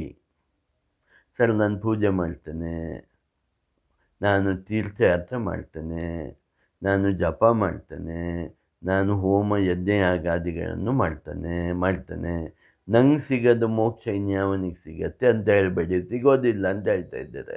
ಅದರಿಂದ ಆಗೋದು ಚಿತ್ತಶುದ್ಧಿ, ಮನಸ್ಸಿನ ಶುದ್ಧಿ, ಅಂತಃಕರಣದ ಶುದ್ಧಿ ಆಗತ್ತೆ ಅಷ್ಟೇ. ಮುಂದುವರಿದಾಗ ಮೋಕ್ಷ ಆಗತ್ತೆ. ಅಂದರೆ ಅಂತಃಕರಣದ ಶುದ್ಧಿ, ಚಿತ್ತಶುದ್ಧಿ ಅತಿ ಮುಖ್ಯನೇ. ಅದಕ್ಕೆ ಕರ್ಮ ಮಾಡು, ಕರ್ಮದಿಂದ ಕರ್ಮಯೋಗವನ್ನು ಮಾಡು, ನಿಷ್ಕಾಮ ಕರ್ಮವನ್ನು ಮಾಡು, ಆಮೇಲೆ ಬೇಕಾದರೆ ಜಪವನ್ನು ಎಲ್ಲವನ್ನು ಮಾಡು, ಆದರೆ ವೇದಾಂತದ ಜ್ಞಾನವನ್ನು ಪಡೆಯಲೇಬೇಕು. ಬ್ರಹ್ಮಜ್ಞಾನವೇ ಮೋಕ್ಷಕ್ಕೆ ಸಾಧನ ಅಂತ ಹೇಳತ್ತೆ. ಆತ್ಮನಿಗೆ ಕ್ರಿಯಾಕಾರಕ, ಆತ್ಮನಿಗೆ ಪಾಪ ಪುಣ್ಯ ಅಂತ ಇರೋಲ್ಲ. ನೀವು ಆತ್ಮ ಅಂತ ನೀವು ತಿಳ್ಕೊಂಡಾಗ, ನಿಮಗೆ ನಿಜವಾದ ಜ್ಞಾನ ಬಂದರೆ, ಆತ್ಮನಿಗೆ ಪಾಪ ಪುಣ್ಯಗಳ ಲವಲೇಶ ಇರೋದಿಲ್ಲ. ಈ ಆತ್ಮಜ್ಞಾನವನ್ನು ಹೊಂದಿದ್ರೆ ಏನು ಉಪಯೋಗ ಅಂದರೆ, ನೀವು ಬುದ್ಧಿಪೂರ್ವಕವಾಗಿ ಆಗಲಿ, ಗೊತ್ತಿದ್ದೇ ಆಗಲಿ, ಗೊತ್ತಿಲ್ಲದೇ ಆಗಲಿ ಮಾಡಿದ ಸಮಸ್ತ ಪಾಪಕರ್ಮಗಳು ಆತ್ಮಜ್ಞಾನದಿಂದ ಸಂಪೂರ್ಣ ನಾಶವಾಗುತ್ತದೆ ಅಂತ ಹೇಳ್ತದೆ. ನೋಡಿ, ಇದೊಂದು ಅರ್ಥ ಮಾಡ್ಕೊಳ್ಬೇಕು ನಾವು. ಎಷ್ಟೋ ಹಿಂದಿನ ಜನ್ಮಗಳಲ್ಲಿ ನಾವು ಮಾಡಿದ ಪಾಪರಾಶಿ ನಮ್ಮನ್ನು ಕಾಯ್ತಾ ಇರುತ್ತೆ, ಸಂಚಿತ ಕರ್ಮ. ನಮ್ಮದು ಇದೇ ಒಂದು ಜನ್ಮ ಅಲ್ಲ, ಎಷ್ಟೋ ಜನ್ಮ ಹೇಳ್ತಾರೆ. 84 ಲಕ್ಷ ಜನ್ಮಗಳನ್ನು ದಾಟಿದ ಮೇಲೆ ಮನುಷ್ಯ ಜನ್ಮ ಬಂದಿದೆ ಅಂತ. ಈ ಮನುಷ್ಯ ಜನ್ಮವನ್ನು ಎಷ್ಟೋ ದಾಟಿದ ಮೇಲೆ ನಮಗೆ ಆಧ್ಯಾತ್ಮಿಕ ಜ್ಞಾನ ಬಂದಿರುತ್ತೆ. ಈ ಮನುಷ್ಯ ಜನ್ಮದಲ್ಲಿ ನಾವು ನೋಡಿ, ಪ್ರಾಣಿ ಜನ್ಮದಲ್ಲಿ ಬಂದಾಗ ಪಾಪ ಪುಣ್ಯಗಳ ವಿಚಾರ ಅಷ್ಟೊಂದು ಇರೋಲ್ಲ, ಯಾಕಂದರೆ ಅವಕಾಶವೇ ಇರೋಲ್ಲ. ಮನುಷ್ಯ ಜನ್ಮದಲ್ಲಿ ಪಾಪ ಮಾಡೋದು, ಪುಣ್ಯ ಮಾಡೋದು, ಅಥವಾ ಪಾಪ ಪುಣ್ಯ ಎರಡನ್ನೂ ಮಾಡುವ ಅವಕಾಶ ಇರೋದು. ಬ್ರಹ್ಮಜ್ಞಾನವನ್ನು ಪಡೆಯುವ ಅವಕಾಶ ಎಲ್ಲಿರೋದು? ಮನುಷ್ಯ ಜನ್ಮದಲ್ಲಿ ಮಾತ್ರ ಇರೋದು, ಬೇರೆ ಜನ್ಮಗಳಲ್ಲಿ ಇಲ್ಲ. ಹಾಗಾಗಿ ಇಲ್ಲಿ ಹೇಳ್ತಾರೆ, ನೀನು ಹಿಂದಿನ ಜನ್ಮಗಳಲ್ಲಿ ಅಥವಾ ಈ ಜನ್ಮದಲ್ಲಿ ಗೊತ್ತಿದ್ದೋ ಗೊತ್ತಿಲ್ಲದೆಯೋ ಏನಾದರೂ ಪಾಪಕರ್ಮ ಮಾಡಿದರೆ, ಜ್ಞಾನಿಯಾದ ಕೂಡಲೇ ಅವು ಎಲ್ಲ ನಾಶವಾಗಿ ಹೋಗುತ್ತೆ. ಆ ಪಾಪಗಳು, ಕರ್ಮಗಳೇ ನಾಶ ಆಗಿ ಹೋಗುತ್ತೆ. ಪಾಪವು ನಾಶ ಆಗತ್ತೆ, ಪುಣ್ಯವು ನಾಶ ಆಗತ್ತೆ, ನಿಲ್ಲಾಗಿ ಹೋಗುತ್ತೆ ಅಂತ. ಹಾಗಾಗಿ ಆತ್ಮಜ್ಞಾನದಿಂದ ಪಾಪಕರ್ಮಗಳೂ ನಾಶವಾಗುತ್ತವೆ, ಪುಣ್ಯಕರ್ಮಗಳೂ ನಾಶವಾಗುತ್ತೆ. ಕರ್ಮರಹಿತನಾಗಿರ್ತೀಯ. ಕರ್ಮರಹಿತ ಯಾಕೆ ಆಗಬೇಕು? ಪುಣ್ಯಕರ್ಮ ಮಾಡಿದ್ರು ಮತ್ತೆ ಫಲ ತಿಂದು ಕೊಟ್ಟಬೇಕು, ಪಾಪಕರ್ಮ ಮಾಡಿದ್ರು ಮತ್ತೆ ಫಲ ತಿಂದು ಕೊಟ್ಟಬೇಕು. ಅದಕ್ಕೆ ಪಾಪವೂ ನಾಶ ಆಗಬೇಕು, ಪುಣ್ಯವೂ ನಾಶ ಆಗಬೇಕು ಅಂತ ಇಲ್ಲಿ ಪಾಯಿಂಟ್. ಇದರ್ಥ ಮಾಡ್ಕೊಳ್ಬೇಕು. ಸಾಮಾನ್ಯವಾಗಿ ನಮ್ಗೆ ಅನ್ಸತ್ತೆ, ಪಾಪವು ನಾಶ ಆದರೆ ನಮ್ಗೆ ಸಂತೋಷ, ಪುಣ್ಯವೂ ನಾಶ ಆಗುತ್ತಾ? ಹೌದು, ಪುಣ್ಯವೂ ನಾಶ ಆಗಬೇಕು, ಇಲ್ಲಾಂದರೆ ಆ ಪುಣ್ಯದಿಂದ ಮತ್ತೆ ಹುಟ್ಟಬೇಕಾಗತ್ತಲ್ಲ. ಮೋಕ್ಷ ಅಂದರೆ ಏನು? ಮತ್ತೆ ಹುಟ್ಟಬಾರ್ದು ಅಂತ ತಾನೇ ವಿಷಯ. ಹಾಗಾಗಿ ಪಾಪ ಪುಣ್ಯಗಳು ಎರಡೂ ನಾಶ ಹೊಂದಿ ಅವನು ಮೋಕ್ಷ ಸ್ಥಿತಿಗೆ ಹೋಗ್ತಾನೆ ಅಂದ. ಈ ಪರಬ್ರಹ್ಮ ತತ್ವವನ್ನು ಸಾಕಾರವಾಗಿಯೂ ಬೇಕಾದರೆ ನಾವು ಸಾಕ್ಷಾತ್ಕರಿಸ್ಕೊಳ್ಬೋದು, ನಿರಾಕಾರವಾಗಿಯೂ ಮಾಡ್ಬೋದು. ಸಾಕಾರ ಅಂದರೆ ಈಗ ನಾವು ಈ ದೇವರ ಮೂರ್ತಿ ಇಟ್ಟು ಪೂಜೆ ಎಲ್ಲ ಮಾಡ್ತೇವಲ್ಲ, ಸಾಕಾರ. ಕೃಷ್ಣನ ನೋಡ್ತೇವೆ, ಈಶ್ವರನ ನೋಡ್ತೇವೆ, ಯಾರನ್ನು ಬೇಕಾದರೂ ನೋಡ್ತೇವೆ. ಅದು ತಪ್ಪು ಅಂದರೆ ತಪ್ಪೇನಿಲ್ಲ. ನಿರಾಕಾರವಾಗಿ ಪರಬ್ರಹ್ಮ ತತ್ವ ಪೂರ್ಣವಾಗಿ ನೋಡೋದು. ಯಾವುದು ಒಳ್ಳೆಯದು, ಯಾವುದು ಒಳ್ಳೆಯದು ಕೆಟ್ಟದ್ದು ಅಂತಲ್ಲ, ಎರಡೂ ಒಳ್ಳೆಯದೇ. ಕೊನೆಗೆ ಸಗುಣದಿಂದ ನಿರ್ಗುಣಕ್ಕೆ ಹೋಗಬೇಕು ಅಂತ, ಅದು ಪಾಯಿಂಟ್. ಯಾಕಂದರೆ ರಾಮಕೃಷ್ಣ ಪರಮಹಂಸರ ಕೊನೆಯಲ್ಲೂ ಬರ್ತದೆ. ಕಾಳಿದೇವಿಯನ್ನೇ ಅವರು ಸಗುಣೋಪಾಸಕರಾಗಿದ್ದವರು. ಕೊನೆಗೆ ತೋತಾಪುರಿಯನ್ನು ಅವರ ಗುರುಗಳು ಬಂದು ಅಲ್ಲಿಂದ ನಿರ್ಗುಣೋಪಾಸನೆಗೆ ಕರ್ಕೊಂಡು ಹೋಗ್ತಾರೆ ಅಂತ ನಮಗೆ ಗೊತ್ತು. ನೋಡಿ, ಮಣ್ಣು ಮಡಕೆಯಾಗಿ ತೋರುತ್ತದೆ, ಹಗ್ಗ ಹಾವಾಗಿ ತೋರುತ್ತೆ, ಬ್ರಹ್ಮ ಜಗತ್ತಾಗಿ ತೋರುತ್ತದೆ. ಯಾವುದರಿಂದ? ಮಾಯೆಯಿಂದ, ಅಧ್ಯಾಸದಿಂದ, ಮಿಥ್ಯಾಜ್ಞಾನದಿಂದ. ಇಲ್ಲದಿದ್ದರೆ ಏನಾಗುತ್ತೆ? ಮಡಿಕೆ ಮೂಲಭೂತವಾಗಿ ಯಾವುದರಿಂದ ಬಂದಿದೆ? ಮಣ್ಣಿಂದ. ಹಾವು ನಮಗೆ ಮಿಥ್ಯಾಜ್ಞಾನದಿಂದ ಕಾಣಿಸೋದು, ಅಲ್ಲಿರೋದು ಹಗ್ಗನೇ. ಜಗತ್ತು ನಮಗೆ ಕಾಣಿಸುತ್ತೆ, ನಿಜವಾಗಿರೋದು ಪರಬ್ರಹ್ಮವೇ. ಪರಬ್ರಹ್ಮ ಜಗತ್ತಿನಂತೆ ಕಾಣಿಸುತ್ತದೆ ಅಂತ ಅರ್ಥ ಮಾಡ್ಕೊಳ್ಬೇಕು. ಧರ್ಮ, ಅರ್ಥ, ಕಾಮ, ಮೋಕ್ಷ ಅಂತ 4 ಪುರುಷಾರ್ಥಗಳನ್ನು ಹೇಳಿದ್ದಾರೆ.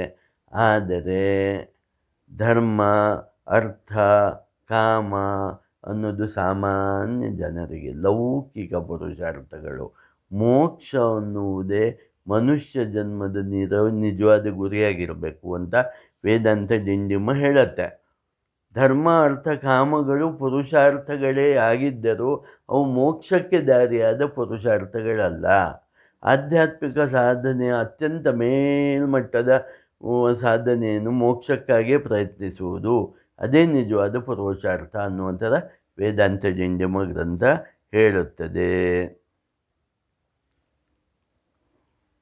ಇಲ್ಲಿ ಪಂಚಕೋಶ ವಿವೇಕ ಅಂತ ಇದೆ, ದೃಗ್ದೃಶ್ಯ ವಿವೇಕ ಅಂತ ಇದೆ. ಈ ಪ್ರಪಂಚವು ದೃಶ್ಯವಾಗಿದೆ, ನೋಡೋವನು ದೃಕ್ ಅಂತ. ದೃಕ್ ಅಂದರೆ ಆತ್ಮನು ದೃಕ್. ಪ್ರಪಂಚ ದೃಶ್ಯವಾಗಿದೆ, ದೃಶ್ಯ ನಿಜವಲ್ಲ, ದೃಕ್ ಮಾತ್ರ ನಿಜ ಅಂತ. ದೃಕ್ ದೃಶ್ಯ ವಿವೇಕ ಅನ್ನೋದು ನಿಮಗೆ ವೇದಾಂತದಲ್ಲಿ ಬರುವೊಂದು ಅತ್ಯಂತ ಉಪಯೋಗಕಾರಕವಾದ ವಿಷಯ ಆಗಿದೆ.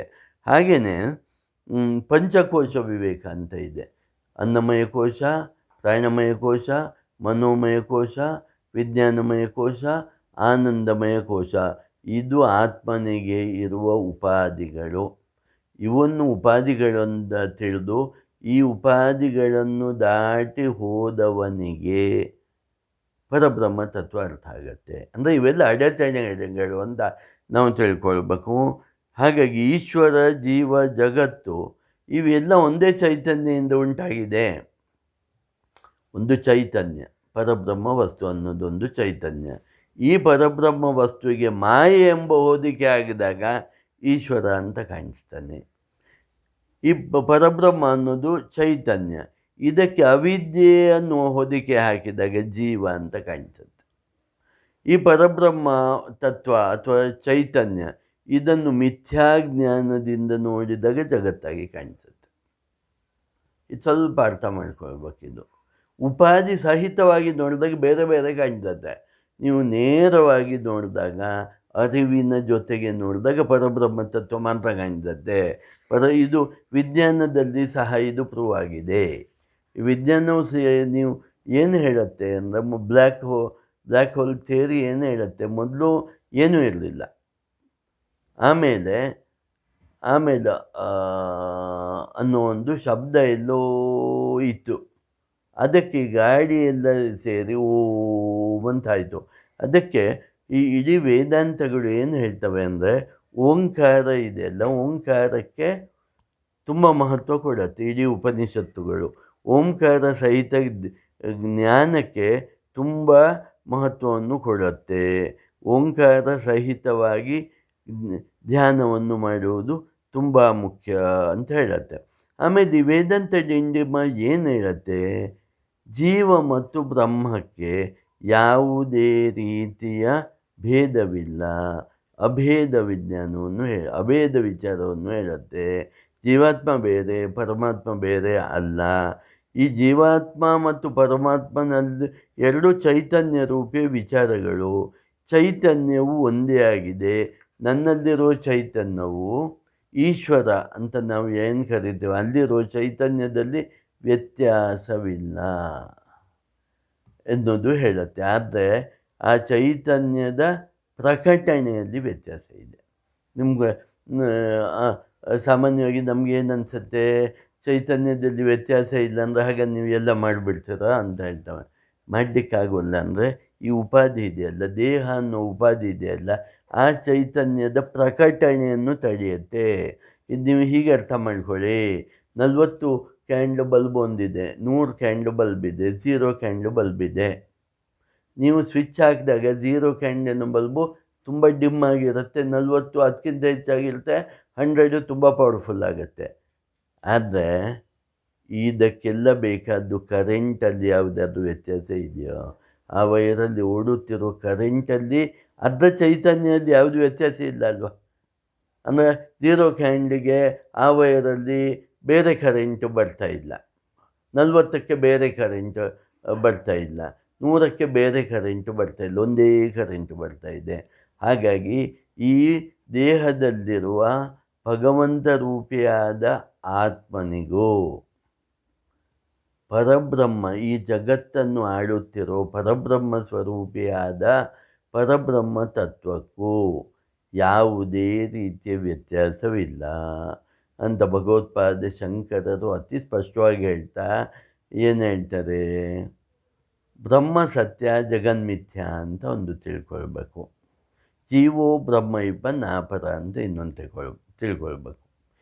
ಈ ಜೀವಾತ್ಮನೇ ಪರಬ್ರಹ್ಮ ಸ್ವರೂಪಿಯಾದ ಪರಮಾತ್ಮ ಅಂತ ಒಂದು ತಿಳ್ಕೊಳ್ಬೇಕು. ಎರಡನೇದು ಪರಬ್ರಹ್ಮ ಅನ್ನೋದೇ ಸತ್ಯ, ಈ ಜಗತ್ತು ತೋರ್ಪಡಿಕೆ ಅಷ್ಟೇ. ಹೇಗೆ ತೋರ್ಪಡಿಕೆ? ಹಗ್ಗ ಇರೋದು ತೋರ್ಪಡಿಕೆ ಹಾವಾಗಿ ನಮ್ಮ ಮಿಥ್ಯಾ ಜ್ಞಾನದಿಂದ ತೋರ್ಪಡಿಕೆಯಾಗಿದೆ. ಹಾಗೆ ತಿಳಿದುಕೊಳ್ಳುವುದೇ ಪರಬ್ರಹ್ಮ ಜ್ಞಾನ ಅಂತ ಈ ವೇದಾಂತ ಡಿಂಡಿಮದಲ್ಲಿ ಒಟ್ಟಾರೆ ಹೇಳ್ತಾರೆ. ಆಮೇಲೆ ನೋಡಿ, ಬ್ರಹ್ಮ ಸತ್ಯಂ ಜಗನ್ಮಿಥ್ಯ ಜೀವೋ ಬ್ರಹ್ಮ ಇವ ನಾಪರಃ ಜೀವನ್ ಮುಕ್ತಸ್ತು ತದ್ವಿದ್ವಾನ್ ಇತಿ ವೇದಾಂತ ಡಿಂಡಿಮಃ ಅನ್ನೋದು ಒಂದು ಬಾರಿ ಒಳ್ಳೆಯ ವಿಷಯ. ಬ್ರಹ್ಮ ಮಾತ್ರ ಸತ್ಯ, ಜಗತ್ತು ಅದರಲ್ಲಿ ತೋರ್ಪಡಿಕೆ ಆಗುತ್ತದೆ, ಹಾಗಾಗಿ ಅದು ಪರಮಾರ್ಥ ಸತ್ಯವಲ್ಲ. ಈ ಜೀವನು ಬ್ರಹ್ಮನೇ, ಪರಬ್ರಹ್ಮ ವಸ್ತುವಲ್ಲಿ ಮತ್ತು ಆತ್ಮವಸ್ತುವಲ್ಲಿ ಯಾವುದೇ ವ್ಯತ್ಯಾಸ ಇಲ್ಲ. ವ್ಯತ್ಯಾಸವನ್ನು ಕಾಣಬಾರದು, ಅದೇ ಅಭೇದ ಜ್ಞಾನ. ನೀನು ದೇಹ ಮನಸ್ಸು ಬುದ್ಧಿ ಅಲ್ಲ, ಅದು ನಿನ್ನ ಮೇಲು ಹೊದುಕಿಗಳು, ನೀನು ಚೈತನ್ಯ ಸ್ವರೂಪಿ. ಆ ಚೈತನ್ಯ ಸ್ವರೂಪಿಯನ್ನೇ ಆತ್ಮ ಅಂತ ಕರೀತಾರೆ. ನೀನು ಆತ್ಮ ಅಂತ ತಿಳ್ಕೊಳ್ಬೇಕು. ಎಲ್ಲಿದೆ ಆತ್ಮ? ಪರಬ್ರಹ್ಮ ಸ್ವರೂಪವಾಗಿ ಎಲ್ಲ ಕಡೆ ಇದೆ. ದೇಹದ ಒಳಗಿದ್ದಾಗ ನಾವು ಅದನ್ನು ಆತ್ಮ ಅಂತ ಹೇಳ್ತೇವೆ. ಅದೇ ಆತ್ಮವನ್ನು, ಎಲ್ಲ ಕಡೆ ಇರುವ ಆತ್ಮವನ್ನು ನಾವು ಪರಬ್ರಹ್ಮ ತತ್ವ ಅಂತ ಹೇಳ್ತೇವೆ. ಸೊ ಇಷ್ಟು ಅರ್ಥ ಮಾಡಿಕೊಂಡ ಮೇಲೆ ಈ ವೇದಾಂತ ಡಿಂಡಿಮ ಕೊನೆಗೆ ಏನು ಹೇಳುತ್ತೆ ಅಂದರೆ, ನೋಡಿ ಇದೊಂದು ಹೇಳುತ್ತೆ, ಇಲ್ಲಿವರೆಗೆ ನೀವು ಜೀವನದಲ್ಲಿ ಮೋಹ ಪಟ್ಟರೆ, ಕಾಮ ಕ್ರೋಧ ಲೋಭ ಮೋಹ ಮದ ಮತ್ಸರ ಎಲ್ಲ ಪಟ್ಟರೆ ಅಲ್ವಾ, ಪುತ್ರೇಷಣ ವಿತ್ತೇಷಣ ಲೋಕೇಶಣ ಅತ್ಯಾಸೆಗೆಲ್ಲ ಒಳಗಂತಲ್ವಾ. ಕೊನೆಗೆ ಹೇಳುತ್ತೆ, ಇದು ಸಾಕು, ಸ್ಟಾಪ್ ದಿಸ್ ನಾನ್ಸೆನ್ಸ್ ಅಂತ. ನೋಡಿ, ಅಹೋಸ್ಮಾ ಕಮಲಂ ಮೋಹೈರಾತ್ಮ ಬ್ರಹ್ಮೇತಿ ನಿರ್ಭಯಂ, ಅಹೋಸ್ಮಾ ಕಮಲಂ ಮೋಹೈರಾತ್ಮ ಬ್ರಹ್ಮೇತಿ ನಿರ್ಭಯಂ, ಶ್ರುತಿಭೇರಿರವೋದ್ಯಾಪಿ ಶ್ರೂಯತೆ ಶ್ರುತಿತಂಜನ. ಇನ್ನು ಮೋಹಗಳು ಸಾಕು, ಬಿಡಿ, ಆತ್ಮನೇ ನಿರ್ಭಯವಾದ ಪರಬ್ರಹ್ಮ ತತ್ವ ಎಂದು ಶ್ರುತಿಯು ಘಂಟಾಘೋಷವಾಗಿ ಹೇಳುತ್ತದೆ, ಎಲ್ಲ ವೇದಾಂತಗಳು ಹೇಳುತ್ತದೆ. ಎಲ್ಲ ಜ್ಞಾನಿಗಳು ಹೇಳುತ್ತವೆ. ಶಂಕರ ಭಗವತ್ಪಾದರಂಥ ಮಹಾಜ್ಞಾನಿಗಳು ಹೇಳ್ತಾರೆ. ಹಾಗಾಗಿ ಇದನ್ನು ತಿಳಿದುಕೊಂಡ ನಿಮಗೆ ಕೋ ಮೋಹಃ ಕಃ ಶೋಕಃ, ಮೋಹ ಎಲ್ಲಿದೆ, ಶೋಕ ಎಲ್ಲಿದೆ, ಆತ್ಮ ಚೈತನ್ಯಕ್ಕೆ ಶೋಕವು ಮೋಹವು ಯಾವುದೂ ಇಲ್ಲ ಅನ್ನೋದು ಅನುಭವಜನ್ಯವಾಗಿ ಜ್ಞಾನವನ್ನು ಪಡಿಬೇಕು ಅಂತ ಹೇಳ್ತಾ, ಈ ವೇದಾಂತ ಡಿಂಡಿಮ ಗ್ರಂಥವು ವೇದಾಂತ ಭೇರಿಝೇಂಕಾರ ಪ್ರತಿವಾದಿ ಭಯಂಕರ ಶ್ರೂಯತಾಂ ಬ್ರಾಹ್ಮಣೈ ಶ್ರೀಮದ್ದಕ್ಷಿಣಾಮೂರ್ತಿ ಅನುಗ್ರಹಾತ್ ಅಂತ ಹೇಳತ್ತೆ. ಅಂದರೆ ನೀವು ವೇದಾಂತ ಡಿಂಡಿಮವನ್ನು ಕೇಳಬೇಕಾದರೂ ನಿಮಗೆ ಪೂರ್ವಜನ್ಮದ ಪುಣ್ಯ ಬೇಕು ಅಂತ ಹೇಳತ್ತೆ. ಇದೆಲ್ಲವರಿಗೆ ಹೇಳಲಿಕ್ಕೂ ಆಗೋಲ್ಲ, ಎಲ್ಲವರಿಗೆ ಕೇಳಲಿಕ್ಕೂ ಆಗೋಲ್ಲ. ತೀವ್ರ ಲೌಕಿಕರಿಗೆ ಇದನ್ನು ಕೇಳಲಿಕ್ಕೆ ಸಾಧ್ಯ ಇಲ್ಲ ಅಂತ ಹೇಳುತ್ತಾರೆ. ನೃಸಿಂಹ ಸರಸ್ವತಿಯವರು ಏನು ಹೇಳ್ತಾರೆ, ಆಯಿತು ಕೇಳಿದ್ರೆ ಆಯಿತು, ಕೇಳೋಣ ಅನ್ನುವಷ್ಟು ಪುಣ್ಯವೂ ಇಲ್ಲದಿರೋರೇ ಜಾಸ್ತಿ ಇದ್ದಾರೆ ಅಂತ ಸ್ಪಷ್ಟವಾಗಿ ಹೇಳಬೇಕು ಅಂದರೆ. ಹಾಗಾಗಿ ಇದು ಹೇಳ್ತಾರೆ, ವೇದಾಂತ ಭೇರಿಝೇಂಕಾರ ಪ್ರತಿವಾದಿ ಭಯಂಕರ ಶ್ರೂಯತಾಂ ಬ್ರಾಹ್ಮಣೈ. ಬ್ರಾಹ್ಮಣೈ ಅಂದರೆ ಕನ್ಫ್ಯೂಸ್ ಆಗಿ ಬ್ರಾಹ್ಮಣರು ಅಂತ ಅಂದ್ಕೊಳ್ಬೇಡಿ, ಬ್ರಹ್ಮಜ್ಞಾನಿಗಳು, ಪರಬ್ರಹ್ಮವನ್ನೇ ಚಿಂತಿಸುವವರು, ಮೋಕ್ಷವನ್ನೇ ಪಡೆಯಬೇಕು ಅಂತ ಇದ್ದವರು. ಅವರು ಬ್ರಾಹ್ಮಣರಾಗಿರ್ಬೋದು, ವೈಶ್ಯರಾಗಿರ್ಬೋದು, ಅಥವಾ ಯಾವುದೇ ಜಾತಿಯವರಾಗಿರ್ಬೋದು, ಗಂಡಾಗಿರ್ಬೋದು, ಹೆಣ್ಣಾಗಿರ್ಬೋದು, ಯಾವುದೇ ಲಿಂಗದವರಾಗಿರ್ಬೋದು, ಯಾರಿಗೆ ಬ್ರಹ್ಮಜ್ಞಾನವನ್ನೇ ಪಡೆಯಬೇಕು ಅಂತ ಇದೆಯೋ ಅವರನ್ನು ಇಲ್ಲಿ ಬ್ರಾಹ್ಮಣರು ಅಂತ ಕರೆದಿದ್ದಾರೆ ಅನ್ನುವಲ್ಲಿಗೆ ಈ ವಿಡಿಯೋವನ್ನು ಮುಗಿಸ್ತೇನೆ. ಹಾಗಾಗಿ ಈ ವಿಡಿಯೋವನ್ನು ನೀವು ಒಂದು ಸಲ ಕೇಳಿ, ಇಲ್ಲ 2 ಸಲ ಕೇಳಿ, ಅರ್ಥ ಆಗುವಷ್ಟು ಸಲ ಕೇಳಿ. ಯಾಕಂದರೆ ಈ ವಿಡಿಯೋದಲ್ಲಿ ಒಟ್ಟು ವೇದಾಂತದ ಒಟ್ಟಾರೆ ತತ್ವವನ್ನು ನನ್ನ ಶಕ್ತಿಯಾನುಸಾರ ನನಗೆ ಅರ್ಥ ಎಷ್ಟಾಗಿದೆಯೋ ಅಷ್ಟನ್ನು ನಿಮ್ಮ ಜೊತೆಗೆ ಹಂಚಿಕೊಂಡಿದ್ದೇನೆ. ನೀವು ಕೇಳ್ತಾ ಇರೋದಕ್ಕೆ ನಿಮಗೆ ಧನ್ಯವಾದಗಳು. ನಿಮಗೆಲ್ಲ ವಂದನೆಗಳು ಮತ್ತು ಅಭಿನಂದನೆಗಳು. ಓಂ ತತ್ಸತ್. ಶ್ರೀಕೃಷ್ಣಾರ್ಪಣಮಸ್ತು. ಹರಿ ಓಂ. ಶ್ರೀಕೃಷ್ಣಾಯ ನಮಃ.